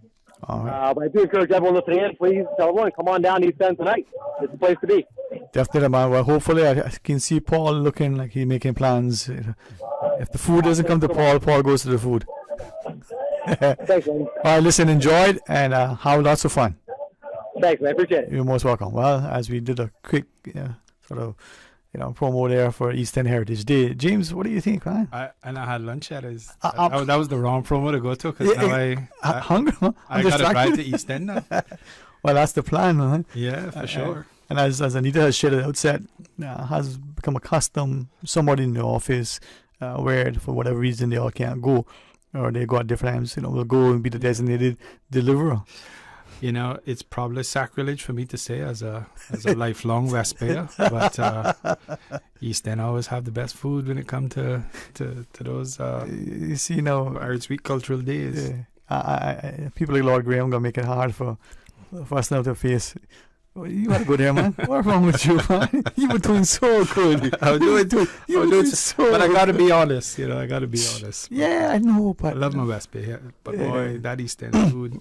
Well, MP Isaac Rankin and Nobi and the rest of them are out there. So maybe we'll get an electric vehicle and we'll, I don't have a choice now. I have to go. Yeah. Okay, I'll drive you. How about that? Yeah. Well, let's go with my car because mine's electric. And probably more environmentally friendly. What's that? Yeah, the electric boogie. All right, let's focus. Let's speak to James Whitaker. If you're driving in East End, we can understand. Go and get some of the wonderful foods that are on sale there, and be a part of the festivals and enjoy yourselves. But we were asking about, as we talk about alternative energy and solar and the like, and renewables and the use of batteries. We've heard a lot about the batteries, the cost, and whether they make sense and all those things. Yeah, so batteries are absolutely vital to the transition from fossil fuels to renewable energy for any country, right? Mm-hmm. You need to be able to store this intermittent power. The sun doesn't shine at night, and the wind doesn't always blow, and that used to be a big talking point for renewable energy over a decade ago, but those things don't apply today in order for us to adopt high levels of renewables and reduce our carbon footprint, reduce our costs. The reality is energy storage is now at a point where it makes financial sense as long as you've got the proper regulations, and even from a resiliency standpoint, it still makes a lot of financial sense. What do I mean by that? Well, if you've got solar in your house and you save a lot of money on your monthly CUC bill and you're producing a lot of your own energy, your ability to store that energy is, from a resilience standpoint, very important for a place like Cayman that has storms, right? So with if you've got solar in your house and you've got battery systems, first of all, you don't have any more power outages. So, somebody runs into that light pole, CUC has an issue with one of the transformers, whatever the case may be. CUC has a very good uptime record. So all of your 45 minutes, 1 hour, 2 hour, your what we call outages, you don't have any more outages. So that's a convenience thing. That's a life quality thing. A life safety thing is when you have hurricanes. So I was alluding to it earlier in the show. You know, if you've got solar in your house, yes, you sell that power back to CUC, but in the event of a storm, that solar goes into your batteries and runs your house until CUC is able to build the grid back. So you're able to watch TV and cook and live your life as normal, and you have that resiliency, right? The key, though, is paying for it, right? So think about batteries and how they're using Cayman today as the same as how is a propane generator is used today. You go to one of the, local stores, you buy yourself a propane generator, you get somebody to come there, you hook it up, and in the event of an outage, generator kicks on, runs your house or runs your business, right? The issue is there's no payback for that. There's no ROI for that. Your benefit is that if power goes out, you have power. Yeah. Batteries are very much the same way right now in Cayman. You just have backup power in the event that power goes out. Your solar has a return on investment, but your battery currently doesn't have return on investment. It's the same as a generator. It's there to provide you with backup power, right? The reality is, though, and the good part about batteries is that they can be, from a policy perspective, incentivized so that it does provide an ROI. Here's one of the things battery does when you pair it with renewable energy is all of a sudden you make the grid more stable. You make the ability to sell that solar power that your house generated in the day, you're able to sell that back to CUC at night because you've got it stored in the battery, right? The technology is there today that CUC and other utilities can aggregate. So if me, you, and 1,000 or 5,000 other people in Cayman have batteries, we can create what's called a virtual power plant. And they can pull energy from our battery systems that we've produced in the day, and they have to pay us for it, right? So if they can buy energy and they say, okay, the cost to run our diesel gen sets can cost us 22 cents. Well, Dane, let me buy the energy in your battery. Let me buy 30% of the energy in your battery, but I'm willing to pay you 18 cents for it. All of a sudden now, your solar is making you money in the day, your batteries are making you money at night, and the batteries are paying for themselves. At least subsidizing the cost of the battery, if nothing else. Correct. You're subsidizing or paying for itself. Incentivize it, right? Yeah. And so CUC did launch a pilot program for this. And I can't comment too much on the makeup of it. They know that the way that they have that structured, I don't think is the right way. But there is a behind the meter battery program that is ongoing now. And I think the reality is if we get a proper battery program, not only will it provide you the resiliency that you want after a hurricane or after an outage, but it also be able to pay for itself. Now, just and I'm going to want to ask maybe average, just roughly, cost and then the lifespan of the batteries. But I also want to come back to say, well, again, they want to know that this thing coming into their system is good. But a normal house, you can say is 1,000 square feet or 3,000 square feet, whatever. What would be the cost of the battery for that? Right. So there is a whole range, right? So it's hard, but everybody wants a very simple answer. So I'll give you I'll give you as simple an answer, as I possibly can. I'll just go with what we typically sell, which is a Tesla battery, right? A single Tesla battery is going to cost you, depending on the installation, somewhere between $12,000 and $14,000. There's other equipment and stuff that you have to buy sometimes for the house. Somewhere between $12,000 and $14,000 is typically what you're going to spend on a Tesla battery. For your average size Cayman house, average house in Cayman is somewhere around 2,000 square feet.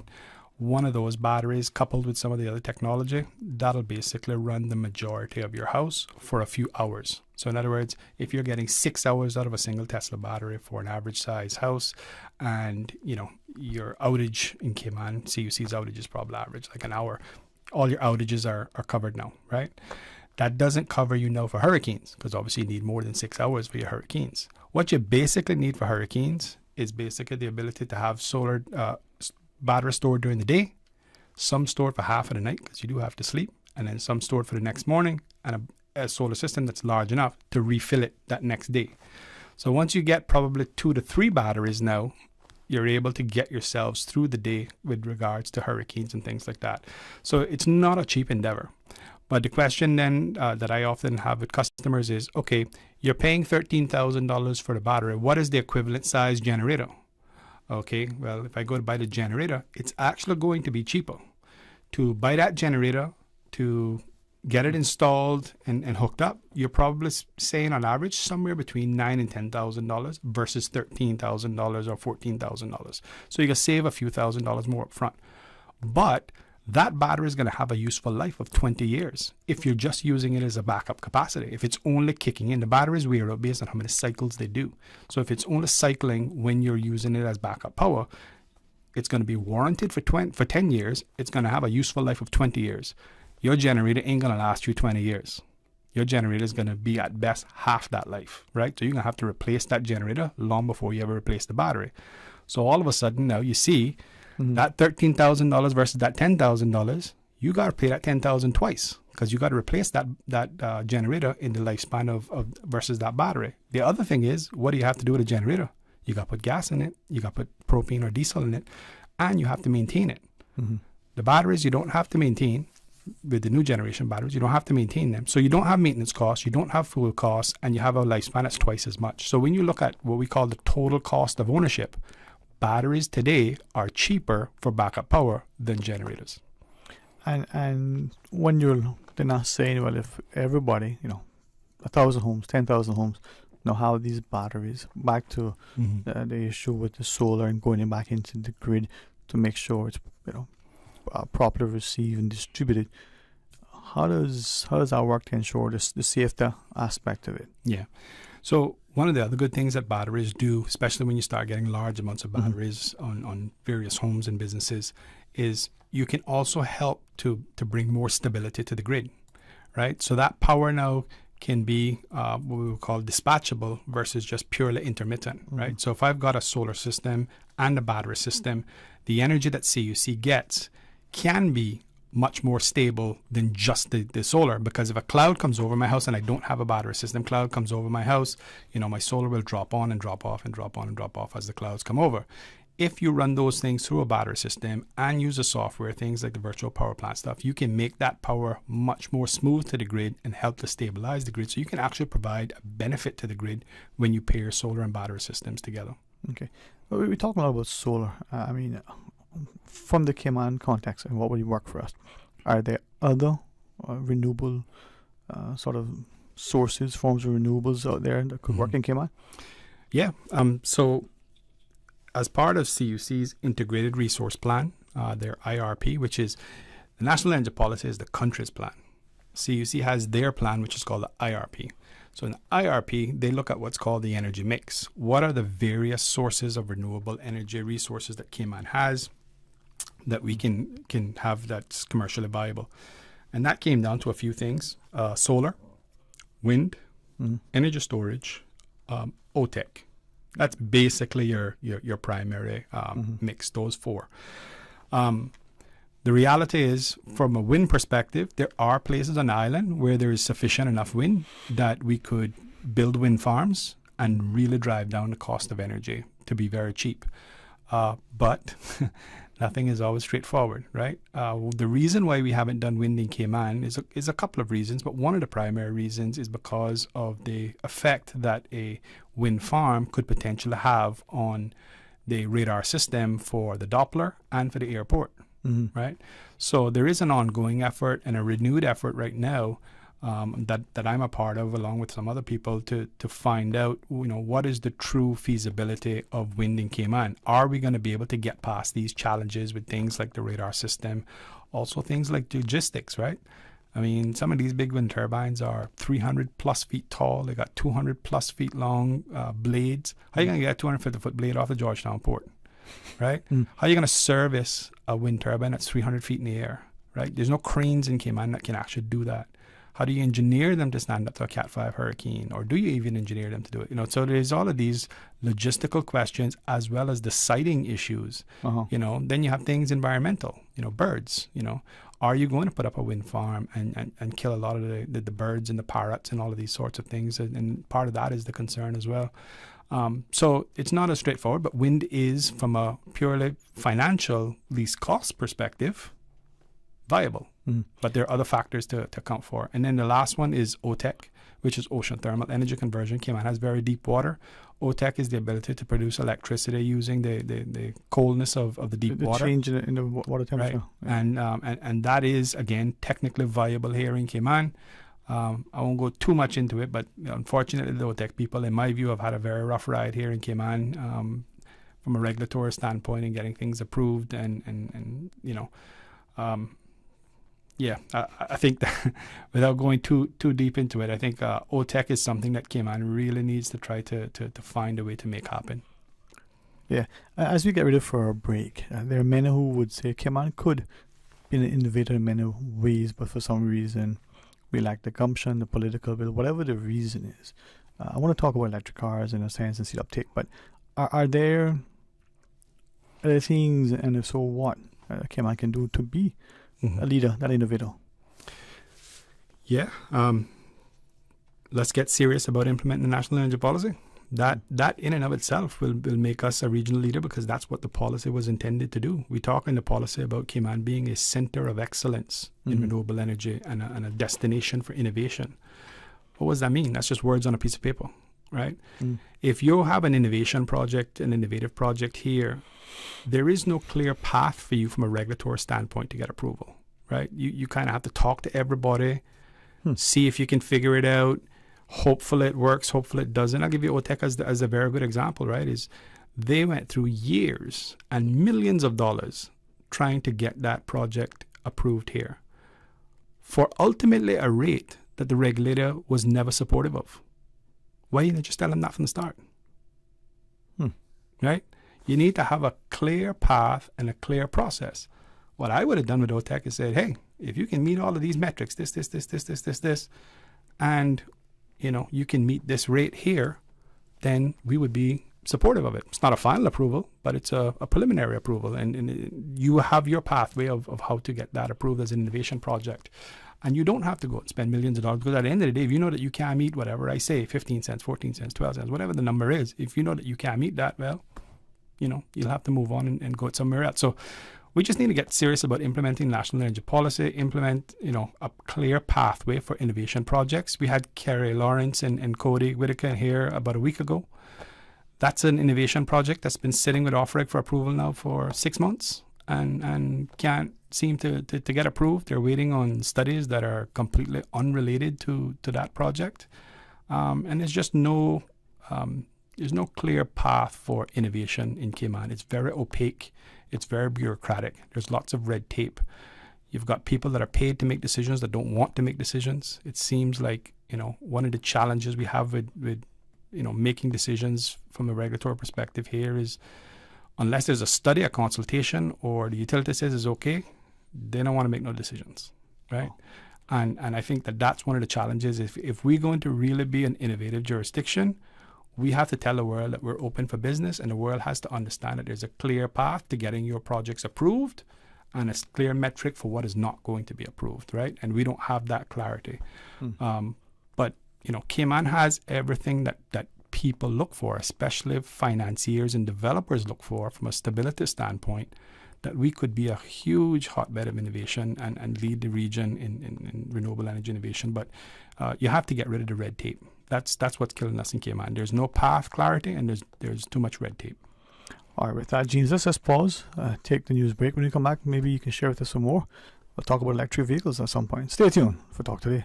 And the whole island is one big party. Little Cayman! The 2022 Pirates Fest season starts with you November 4th through the 6th with the official kickoff at McCoy's Sunset Bar Friday the 4th, followed by the float parade 3 p.m. on the 5th starting from Southern Cross, costume competition, fireworks show, and don't forget about the Pirates Party at the Hungry Iguana. You know them pirates like a little party, Little Cayman style. Little Cayman Pirates Fest, November 4th through the 6th.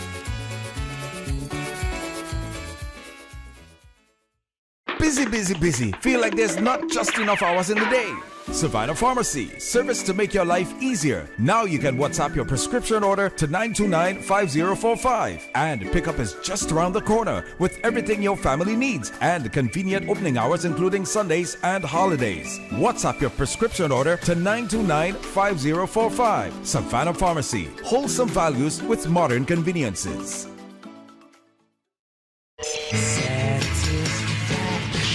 Satisfaction is guaranteed 24 hours a day, whether it's music or information.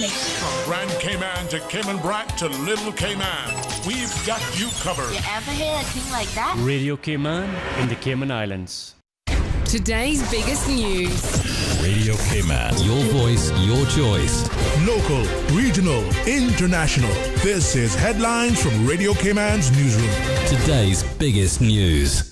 With your latest headlines, I'm Felicia Rankin-Zollins. Shortly after 8:40 p.m. yesterday, November 3rd, officers responded to a report of a robbery at a grocery store on Hurst Road in Bodden Town. It was reported that two masked men approached the store, and one of the men remained outside while the other entered the store brandishing what appeared to be a firearm and demanding cash. Both men then fled towards the rear of the store with a quantity of cash and cigarettes. No shots were fired and no one was injured during the incident. Both men are described as wearing masks and long-sleeved hooded jackets. The matter is currently under investigation. Anyone with any information is asked to contact Georgetown CID at 949-4222. In international news, Donald Trump is considering announcing a 2024 presidential run on the 14th of November, according to U.S. media. At a rally in Iowa last night, the former U.S. president told a crowd that he would probably do it again. Ukraine's President Volodymyr Zelensky has accused the Kremlin of resorting to energy terrorism as Russian troops make few gains on the battlefield. Mr. Zelensky said 4.5 million people were without power following Russian attacks on its energy network. In recent weeks, Russia has carried out large-scale missile and drone attacks on Ukrainian power facilities. These are your latest headlines. I'm Felicia Rankin-Zollins. For the latest in news and information, follow Radio Cayman on social media, Facebook, Instagram, Twitter. Download the Radio Cayman app or log on to our website, radiocayman.gov.ky. I've got some beautiful clothes. I know just where they go. Puritan Cleaners. Puritan Cleaners, now using the most popular and eco-friendly cleaning solvents. 2 convenient locations to serve you: Savannah Countryside and Eastern Avenue, Georgetown. Drive-through, rain or shine, free pickup and delivery services available. Call Puritan Cleaners, 949-7104. Also ask about our in-house discounts. Puritan Cleaners, you feel good when you look good. Puritan Cleaners, 949-7104. That's 949-7104. A caring and community spirit, cherished family and cultural values. These are some of the things that still embodies the Caymanian way of life in the Eastern Districts today. Savannah Pharmacy, your neighborhood pharmacy, located in Countryside Shopping Village, is delighted to offer products and services of real value. Whether it's catering to your family's medical needs or carrying apparel, gifts, and beauty products, Savannah Pharmacy provides you with more than just prescriptions. Remember, they're always just around the corner with everything your family needs and convenient opening hours, including Sundays and holidays. Savannah Pharmacy. For more information, call 946-3336. Freedom, Cayman Brac. Freedom, Little Cayman. Soft breezes, blue waters, no traffic. Unwind and rejuvenate your mind, body, and soul. Sister Island Staycations, a taste of freedom. Discover all that our sister islands have to offer. Attention farmers, in the event of a storm, the DOA reminds you to take precautions with identifying and safeguarding livestock. Cattle and horses should be loose in pastures that are not prone to flooding. Other domestic livestock, such as pigs, goats, and chickens, should be kept safe in their pens and cages above flood level. Livestock aged 2 months or less should be secured with their mother in a pen or kept loose with their mother in a safe and sheltered area. For livestock emergencies, call DOA Veterinary Services on 916-2218 in Grand Cayman or 925-5765 Cayman Brac, or email ci.agriculturevs@gov.ky.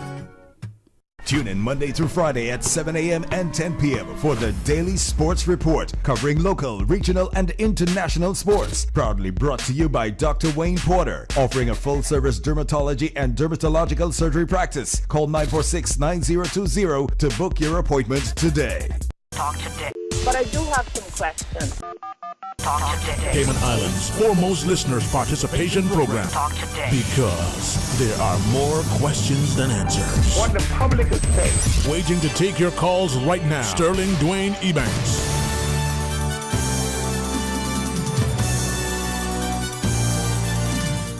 Hey, good afternoon. Welcome back. Thanks for joining us in the studio. The excellent company of Mr. James Whitaker, and I really appreciate you sharing the insight. It's not just the passion and enthusiasm, but there's the aptitude and the competence. And for what it's worth, I think increasingly there needs to be more of us who are willing to say, here's a perspective. Let's put it out there. Let's engage in some meaningful dialogue so that people can come to the table and agree or disagree, but come away informed and encouraged. I'm hoping that this discussion this afternoon has done that for those listening. But as we look at it, and if I might say, I'm honored to be able to be privy to what UCCI is doing through the Resemble program, the grant they got through the EU and the French government. Whatever little I can do, hopefully it means something. But to see that, the potential that from the technology side and the renewables and the like, potential for employment. Yeah. So hopefully these students involved there, as they go in their internships, they'll get it. But here's another, using an academic, institutional, to be able to foster career development, interest. It builds well. Yeah. I've personally been a big proponent of renewable energy education. CREA has been a big proponent of renewable energy education. We have started and stopped a few times, in trying to get the local educational institutions to offer courses. So this is the first real chance, I think, of sustained education in renewable energy is this UCCI course that Resemble has helped fund. And so, as you said, there are people in there right now that are going through that course, and I believe they graduate in January. But that's when they'll be looking for the internships, man. That's right. Because it goes in through to the They're going to be looking for internships and jobs, and this is what the country and the government have promised in their national energy policy, and for good reason, right? So the path for most people to work in this industry has basically been, just skill trades. You got to learn on the job. You find a job. You have probably some basic construction skills, and you learn how to install renewable energy. Now you actually have a course that you can actually go to, and in a few months you can graduate with an actual certification in it. Here's the key thing about all of this. Renewable energy jobs is the fastest growing job sector in all of North America, no matter what sector you look at. Yeah. It's one of the fastest growing in the world. So why wouldn't Cayman want to create a whole industry of green jobs built around renewable energy installations, big and small, and create thousands of jobs? And I'm not exaggerating when I say that. If we meet our goal of the National Energy Policy for 70% renewable energy, there's going to have to be thousands of new green jobs that are created here in order to be able to do that amount of work. That Resemble program, as great as it is, they're going to have a hard time pumping out students fast enough if we meet these targets for renewable energy, both for distributed generation and utility scale. So it is a huge opportunity for the country. I mean, how many, sectors do you know that's going to have to hire thousands of people over the next few years? There are some, but this is a whole new sector. And one of the really key parts about this is that unlike, say, accounting or law or some of these other industries, you don't need a 4-year, 6-year, certification degree. The good part about renewable energy and why it's such a fast-growing industry is because there's such broad access, right? You can have a master's degree in renewable energy and work in the office and be an engineer and do design and stuff, or you can just be a school leaver and somebody that wants a trade and does the solar installation, or you can be somebody that works in the office doing administration. There's such broad access into the industry in general because of the nature of it. That's part of the reason why it's a fast growing. So it's great that there's an educational program here finally for it. What we need now is for the government and the regulators to make sure that there's all of those jobs that are possible for those students to get. And I'm hoping that, they didn't ask me to say this, but when it comes to our students, if I can champion anything, I'm right there to help. So when they're looking for internships, hopefully there'll be opportunities that they can pick between A, B, C, D, and all the, not just relegated to accepting nothing. Yeah. I mean, this is part of the pressure for OFREG to try to make a decision in regards to capacity. They promised to make it in December, but you've got these people graduating from schools, and right now you have the solar programs closed down. Wow. Right. And, so and you shared they need that somewhere to go. Something that I was thinking, I appreciate you sharing that, because I was under the impression that a huge solar farm, there's all these solar panels there, there'll be people working. But from what I gathered, I hope I didn't misunderstand, that their employment, the entrepreneurial aspect would be on the, I call it the rooftop solars, not the big solar farms. Think about it in very layman's terms. With rooftop solar, trucks roll every morning. Yeah. Right? With large-scale developments, they take a long time to develop. And when they develop, typically one person wins it. There may be some subcontractors. Right. We use the Boddentown Solar Farm as a good example, right? There were dozens, if not hundreds, of jobs that were related to that project. But they were mostly people that have existing electrical companies, existing construction companies. Very few, quote-unquote, new jobs were created in the construction of that. Now, once that construction was over, after those however many months that took, everybody just went back to their other work. It's like building a hotel, right? Right. Everybody goes back to their... So you're not creating net new jobs. You're not creating a new industry. You're just creating booms in employment as and when every couple of years those projects come around, right? And so there is an operations and maintenance aspect of it, that you have to maintain those systems. But again, that's very minimal employment compared to rooftop solar. So the reality is, yes, it's rooftop solar where those trucks are rolling every day and installing in your house and somebody else's house and somebody else's house and some other business. That's where the major job creation happens. I appreciate you expounding on that, because I was sitting there thinking of it, I go, solar, but not so. Electric vehicles, if I may ask, I'm looking around, I see government's policy relative to they do the concession. I see more and more on our streets and the like. So it seems to be that they're becoming more prevalent. I don't know necessarily some would say prominent, but let's just see. They're certainly more visible. But then, are there pros and cons? What are the benefits? And I'm asking myself, if I'm charging my solar vehicle on something that is not a solar charger, but it's gas, diesel or something, it doesn't make sense to me. But, I'm a big advocate for electric vehicles. I don't sell electric vehicles. I'm just an advocate for them, right? I've had this debate a lot. I sold all of my gas cars 7, 8 years ago. And I've been driving electric ever since. And so today I have a Nissan Leaf that I've had for many years, and I also have a Tesla Model 3. The reality is everything has an environmental impact, right? So a lot of people try to make the argument against electric vehicles going, but what about the batteries, or what about the fact that you got to basically charge it up with energy that comes from diesel. All of those things are true, but the net benefit of electric vehicles is clear. It's far better than gas cars, right? And the opportunity to make them even cleaner and greener going forward is there, whereas gas cars, it really isn't, right? So, what are the pros and cons? Well, right now, if you look at my Tesla Model 3 as compared to, say, a BMW 3 Series, which is basically kind of the gas equivalent to that car, it's going to cost you somewhere around $175 a month. If you're driving, like what I do, about 25 miles a day, it's going to cost you around $175 a month to fill that car up. My electric car, even charging at CUC's rates, I'm spending somewhere around $50. I'm spending a third or less on my energy versus that comparable car.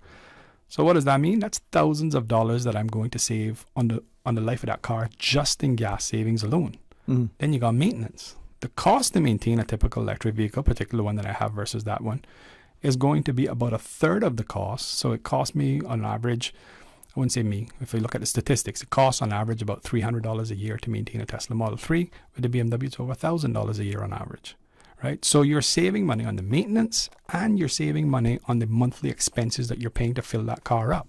Now, the beauty of electric cars is as we become greener, as the grid becomes greener, as charging options become greener, you have the opportunity to stop using diesel to charge electric vehicles. I also don't like the fact that we use diesel to charge electric vehicles, but that's where we are now. There are opportunities to charge electric vehicles with more clean energy, and that's going to proliferate in the future, right? So if you look at electric cars, right now there's somewhere around 400 electric cars on the island, right? That's really shot up in the last 3 years. If you look at a chart of, if you get the statistics from the DMV, it's a straight linear line going up. People are adopting electric vehicles, and I'll give the previous government and Minister Joey Hew credit where credit is due. You know, they passed the thing that we were pushing for with regards to the duty concessions. Didn't get everything we wanted, but we wanted zero duty on all electric vehicles, period. But there is zero duty up to a certain amount, and then after that it's 5%, and then on hybrids it's like 10%. So you're looking at a very, very big financial incentive to not have to pay 30-40% duty on a gas car when you can buy the comparable electric car and pay 0 to 5% for it, right? So there's that incentive, and that's part of the reason why you've seen that shoot up. The other thing that has happened in the last 2 years or so is that the banks now are coming online and saying, hey, if you want to buy an electric car, we'll let you buy an electric car with 100% financing, no money down. So that's also provided a boost. The last big boost that we need to go from 400 cars to 4,000, 5,000, 10,000 electric cars is the charging network. Cayman needs to have a national charging network where the consumer that's driving that electric car knows that he can charge within a few minutes of anywhere he is on island. Just like how we see all of the bar rooms or the gas stations. Right. So if you think about it, you drive your gas car. Nobody in Cayman afraid that they can't get to a gas station somewhere. Right. Every gas station is 5 minutes away somewhere. Charging. I'm just thinking. So when that happens for electric vehicles, there'll be very few people that are buying gas cars. You know, when my children are my age, first of all, you're not going to have the option to buy gas cars anymore. The manufacturers are not putting any more money in gas engine technology. If you look at the tens of billions of dollars that these manufacturers are spending, it's all on electric vehicles. So the reality is, whether you believe in electric vehicles, whether you like them, whether you don't like them, it doesn't matter. You're not going to be able to buy new cars going forward. And we're not talking about 50 years from now. We're talking 5-10 years from now. We see the state of California in the U.S. making some latest little changes recently. All right, quick last final break. When we return, 2 questions. Sure. One in relation to, other technologies out there other than solar. I mean, I've seen a family looking at AC systems, for argument's sake. We see solar water heaters, different things. Maybe you can talk about that. Sure. And what about government's policy and changes and anything imminent that may be coming down the pipeline that you could share? Well, sure. Let's talk about that. 2 questions, 2 seconds. We'll be right back. Pirates Fest. A little bit of old, a little bit of new. The evolution of Cayman's Pirates. A little bit of fun for everyone. Grand Cayman festivities from November 10th through the 20th. 10 days, 33 events. From happy hour parties, cardboard boat races, the Trial of the Pirates, float parade, national song competition, pooch parades, races, fireworks.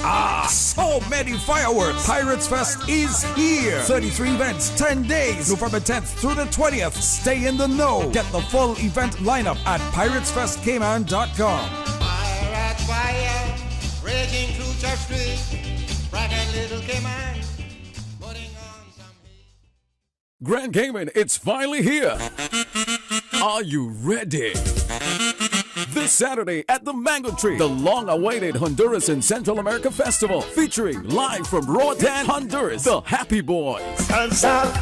Feeling like so high. Happy Boy. Also a special performance by Brown Sugar and guests. Don't you miss the long-awaited Honduras and Central America Festival this Saturday at the Mango Tree. And yes, all kinds of food like pastelitos, conch soup, yes, sopa de caracol, tapado, baleadas, tamales. Yes, the party starts at 4 o'clock and ends at midnight. The Honduras and Central America Festival is finally here at the Mango Tree this Saturday. Tickets are $20 pre-sold. Get your tickets at the Mango Tree, or you can purchase them at CaymanEvents.co. Brought to you by Radio Cayman, Loud Production, CaymanEvents.co, The Mango Tree, ElHispanoCayman.com, and The Bay FM, the rhythm of the Bay Islands.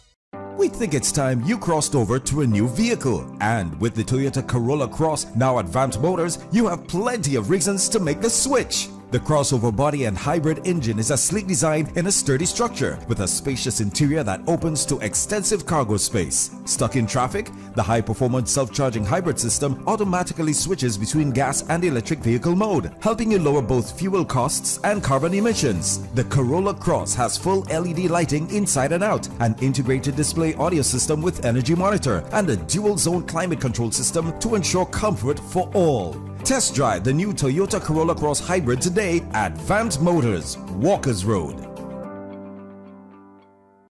Registration is now open for the 7th annual Meals on Wheels 5K Turkey Trot fundraising run walk. Come trot with us on Saturday, November 26th at Grand Ole House, South Church Street. There are great raffle prizes to be won, finisher medals, trophies, and complimentary continental breakfast to enjoy. Support Meals on Wheels in the fight to end senior hunger in the Cayman Islands. Register today online at www.mealsonwheels.ky or call 769-1974 for details on volunteering for this event. See you at the start line. Talk today. But I do have some questions. Talk today. Cayman Islands' foremost listeners participation program. Talk today. Because there are more questions than answers. What the public is saying. Waging to take your calls right now. Sterling Dwayne Ebanks.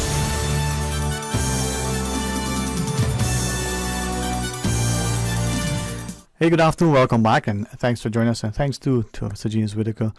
I really appreciate you sitting in the chat, and hopefully, even if something is said today that may make someone a little bit uncomfortable, I don't think there's any malice that anyone can say. There's nothing other than how do we create public dialogue, and maybe we'll come to the table with a willingness to champion something or question it with a view of putting something better out there. Cognizant of your time, I really appreciate the extended visit. We had two final questions we want to ask, and we were alluding to other sort of technologies that are out there.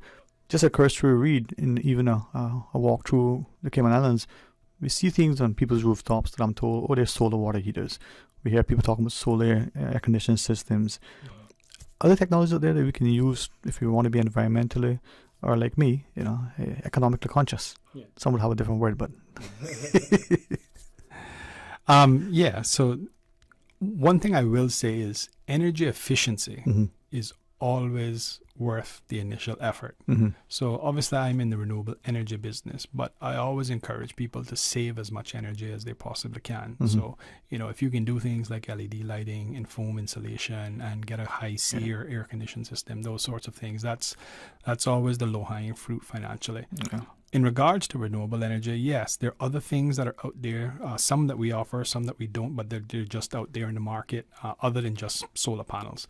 We touched on battery energy storage systems. That's one technology that's readily available and quite frankly, is probably the most popular thing that we've seen being added to solar systems, is the battery energy storage. The other thing, which isn't popular yet, but it's coming online, and it's something that we do offer, and you'll probably start seeing a lot more of it. There are solar air conditioning systems that really the solar is there to add to the energy efficiency of the system, right? So what that really means is that you have an air conditioning system, and during the day when the sun is out, that system is running purely 100% off that solar. When night comes, it switches to the grid energy, right? There's no backfeeding, which is one of the concerns that I talked about the other day. So the system, it's truly able to turn itself on and off the grid, and it's able to switch back and forth, and there's no risk of backfeeding into the grid. So that's something that's available. And what that really does is it probably saves you somewhere in the order of 40 to 60% on your energy cost, because during the day, you can crank that AC down as cold as you want because you're not paying for it. The sun is actually powering it, right? And so you can run it less at night than you do during the day, or certainly less cold during the day. Some of the other things that we see a lot is I'm just finishing up a project now at Country Corner. If you go up in Savannah, where we're doing off-grid solar street lighting. So all of the lighting, if you go to Country Corner, that lights up that whole parking lot, that's all just off-grid. Those lights run purely on solar as well, right? And I only say that because we don't do enough of that in Cayman. Every time I go to a community or I see a commercial place opening up, or even the street lights on the road, why are we still running these things off of grid power? I mean, government's paying millions of dollars for all the street lighting that they have to cover for here in Cayman. That technology to make that off-grid and reliable and to get 10-year warranties on those systems, that already exists. But, there may be some other vested interest reasons as to why those things happen. But that's something that is available today as well. And I think, if we're looking bigger picture, bigger than just your home, the big picture things that we're looking at from a big renewable energy perspective that can kind of help Cayman and other nations really get to very, very high levels of renewable energy are things like long duration energy storage, right? So green hydrogen, compressed storage, those sorts of things where now you're storing solar and wind for weeks, not just hours or days, right? So I think those are the things that are sort of out there that are, I wouldn't say new technology, but things that we see proliferating more and more outside of just the solar. Yeah, I remember one of the students at the Rotary Science Fair way back doing a study talking about if we would go to LED and different lights, what that financial cost, the savings would be to the country. And this is a high school student. All these renewable energy conversations with all these technologies, it's all really the same conversation. You're investing up front so that you can save long term. If you buy a solar air conditioning system, the payback on that's going to be somewhere between 3 and 5 years typically. But what's your payback on a regular air condition? Nothing. It never pays itself back. It's just a cost to operate, cost to maintain, and a cost to replace. It never has a payback. And so yes, you may actually pay more for your solar air condition, but again, it has a payback. Yes, you may pay for your solar system, but it has a payback, right?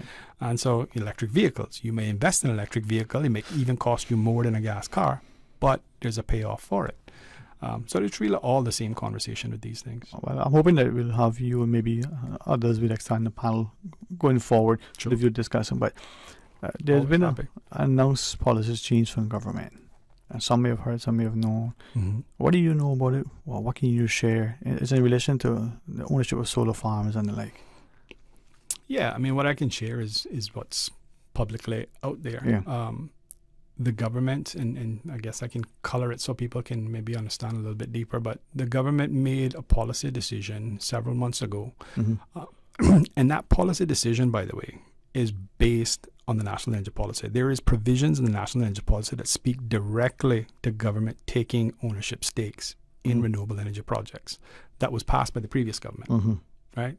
So there's not a dispute between that government and this government because the National Energy Policy already had it there. But this government, the current government, took a position that they were going to pursue that. And part of the reason why they're pursuing it is multiple reasons, but one of the reasons is to accelerate the adoption of large-scale renewable energy and doing it in a more efficient manner. Instead of putting out RFPs for 20 megawatts and 25 megawatts, and you got to get to 250 megawatts. Like, it can take us forever to, in each one of these RFPs, in each one of these systems, take years to build, right? And so we'll never get there. And so you needed to take a bit of a more holistic approach. The other problem you have is, with large-scale renewable energy projects, is you live in an island with small land mass. There's only so many 300 and 400 acre parcels to go around. And a lot of that big acreage is in prime land where, you got mangroves and things like that. So there's only so many of these large parcels to build these large farms on. And so what happens when you buy one? What happens to the second one over time? Goes up. What happens when you buy the second one? What happens to the third one? So if you keep piecemealing this, what you're going to do is drive up the cost of those big parcels Well, when you drive up the cost of land, which is one of the biggest capex costs in all of these systems, you're driving up the cost of the energy, right? And so you needed to take a better, more holistic approach. You need to say, look, how much renewable energy can we do today that is economically viable? What is that number? Is it 100 megawatts? Is it 150 megawatts? Is it 200 megawatts? Is it 75? What is the number, right? That you can do economically viable. And you do that all one time, right? Economies of scale as well. Right. And so you do that in a much more holistic approach. And on top of that, you want to try to maximize the benefits of those systems to the people of the Cayman Islands. You want the Caymanians to have ownership in it, right? You want the government to be able to have ownership. One of the things, and I don't know that it's part of the government's formal policy, but one of the things that I advocate for is that local pensions get to own a piece of it, right? Local Caymanians can buy shares the same way they can buy shares in CUC. They should be able to buy shares in the entity that owns the renewable energy infrastructure as well, right? So part of it is about keeping the profits. I mean, why do you think foreign investors, foreign developers, utilities, why do all these people want to own all of this energy infrastructure going forward? For the same reasons we'd want to own it, because it's very lucrative. Yeah, it's a very safe infrastructure investment, right? And so the government, from the policy shift perspective, isn't proposing to, nationalize energy or even run these facilities. They simply are the majority shareholder in the facilities, right? And I think that it's a very good thing because it brings a more holistic approach to things, and it's going to allow us to accelerate things forward. There are people that don't view it that way, and there are interests that want to own these things 100% themselves and those sorts of things. But I think if you're looking at what's best for the country, I think the government did a very good thing with that policy shift. Right. And as I said, it is in the national energy policy that was passed by the previous government as well. So there's no real political, from my understanding, disputes about it, because, as I said, it's quite clear in the national energy policy that was always supported. So with that government ownership, there'll be government investment. They'll spend some money to help to facilitate the installation and adoption of solar. Yeah. I remember, and I want to share this with the public so that I make sure that I didn't misspeak or misunderstand. Sharing with people just in a casual conversation that if we were, as a government, as a country, were to take money and on existing buildings, homes, parking lots, commercial buildings, and subsidize or share the cost, even purchase outright and install these on these private homes, as a country, we would be helping people. And then you have this collective ownership and this accumulation of solar panels dispersed across the country. They do that in the Seychelles. Yeah. The Seychelles actually have a policy like that. I think the good part about Cayman is we actually don't need that. Okay. If we can make financing universal to everybody, which we can do with just a couple of regulatory changes, we can make financing universally available to everybody. Everybody can privately finance these things, not need to put any money down, be able to get 100% financing. Banks and lenders will be able to have some security. And so if you can get that, it actually makes the pie a little bit bigger. It's not just government-led, government use of money.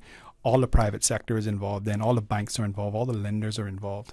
And so I think that's a better way to go if you have that option. But what you describe, other countries do that as well and make it government-led. I think government leading on the large stuff is probably where their efforts are best focused. On the smaller stuff, what government needs to do is ensure that the regulator has the programs, the frameworks, and the rates that consumers and private industry can adopt as much as they want. And this is where I think having, sort of a collective dialogue, ideas come on, and we realize that we don't need to reinvent the wheel. There may be things that work well in other places that could easily be adopted, or sometimes we need to be tweaked, but at least we become aware of it.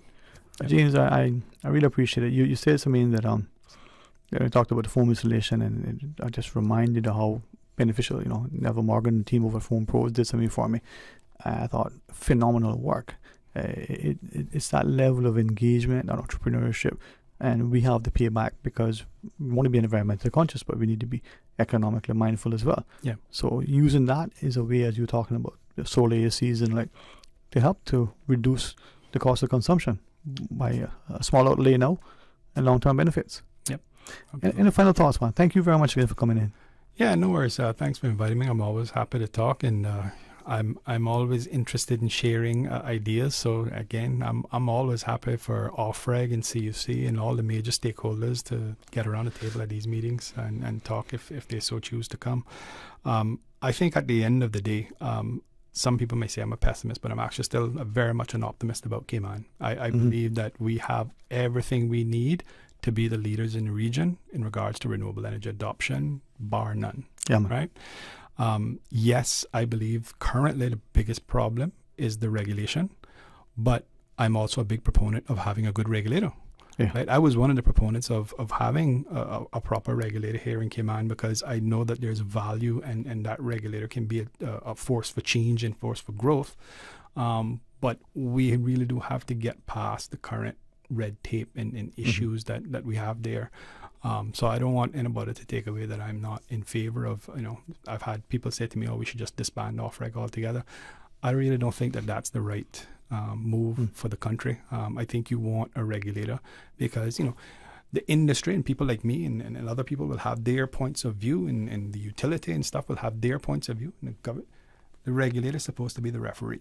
Yeah. Right? They're the ones then. And I was a financial regulator, so I understand the idea of regulator. I used to work for SEMA, and I understand all the masters you have to serve and all the different things like that. But, it's if when that is working well and working efficiently, that's when you're going to see Cayman take off. All right. James Whitaker, thanks very much. No worries. Thanks for having me. Been a while. Thank you for coming in. Hopefully this has allowed some people to think. Perhaps they'll, be cemented in their views. Perhaps they'll be considering rethinking their perspective. But I invite you to go to East End if you enjoy the drive. Will do. Get some of the wonderful food, enjoy the festivities, and to all, East End's District Heritage Days today, celebrate. I know some are heading up to Little Cayman to enjoy the festivities later on as well. So a lot of good things happening, right? Please join Mr. Art. Come Monday morning for the record. Come back for Talk Today after the midday news. It is the first, can you believe it? Monday is the first Monday of the month, coming Monday. And it's going to be our monthly Mental Health Matters show. So join Dr. Alexandra Borden and our panel for that discussion. And then we're going to talk about the Legal Aid Clinic. See how that's progressing at the last hour. All right, have a beautiful, blessed, and, truly, truly productive and enjoyable weekend. On Monday, we'll see you. God bless. Talk Today is brought to you by Subway, open 24 hours in Countryside, Anderson Square in Georgetown, and Centennial Towers in West Bay. And by the Ministry of District Administration, Tourism and Transport. Explore your history, explore your land, explore your sister islands. MedLab in Smith Road Plaza, your complete medical laboratory solution. Call 949-7331. Talk Today is proudly brought to you by Pirates Fest 2022. Stay in the know. Get the full event lineup at piratesfestcayman.com. And Savannah Pharmacy in Countryside Shopping Village. Convenient opening hours, including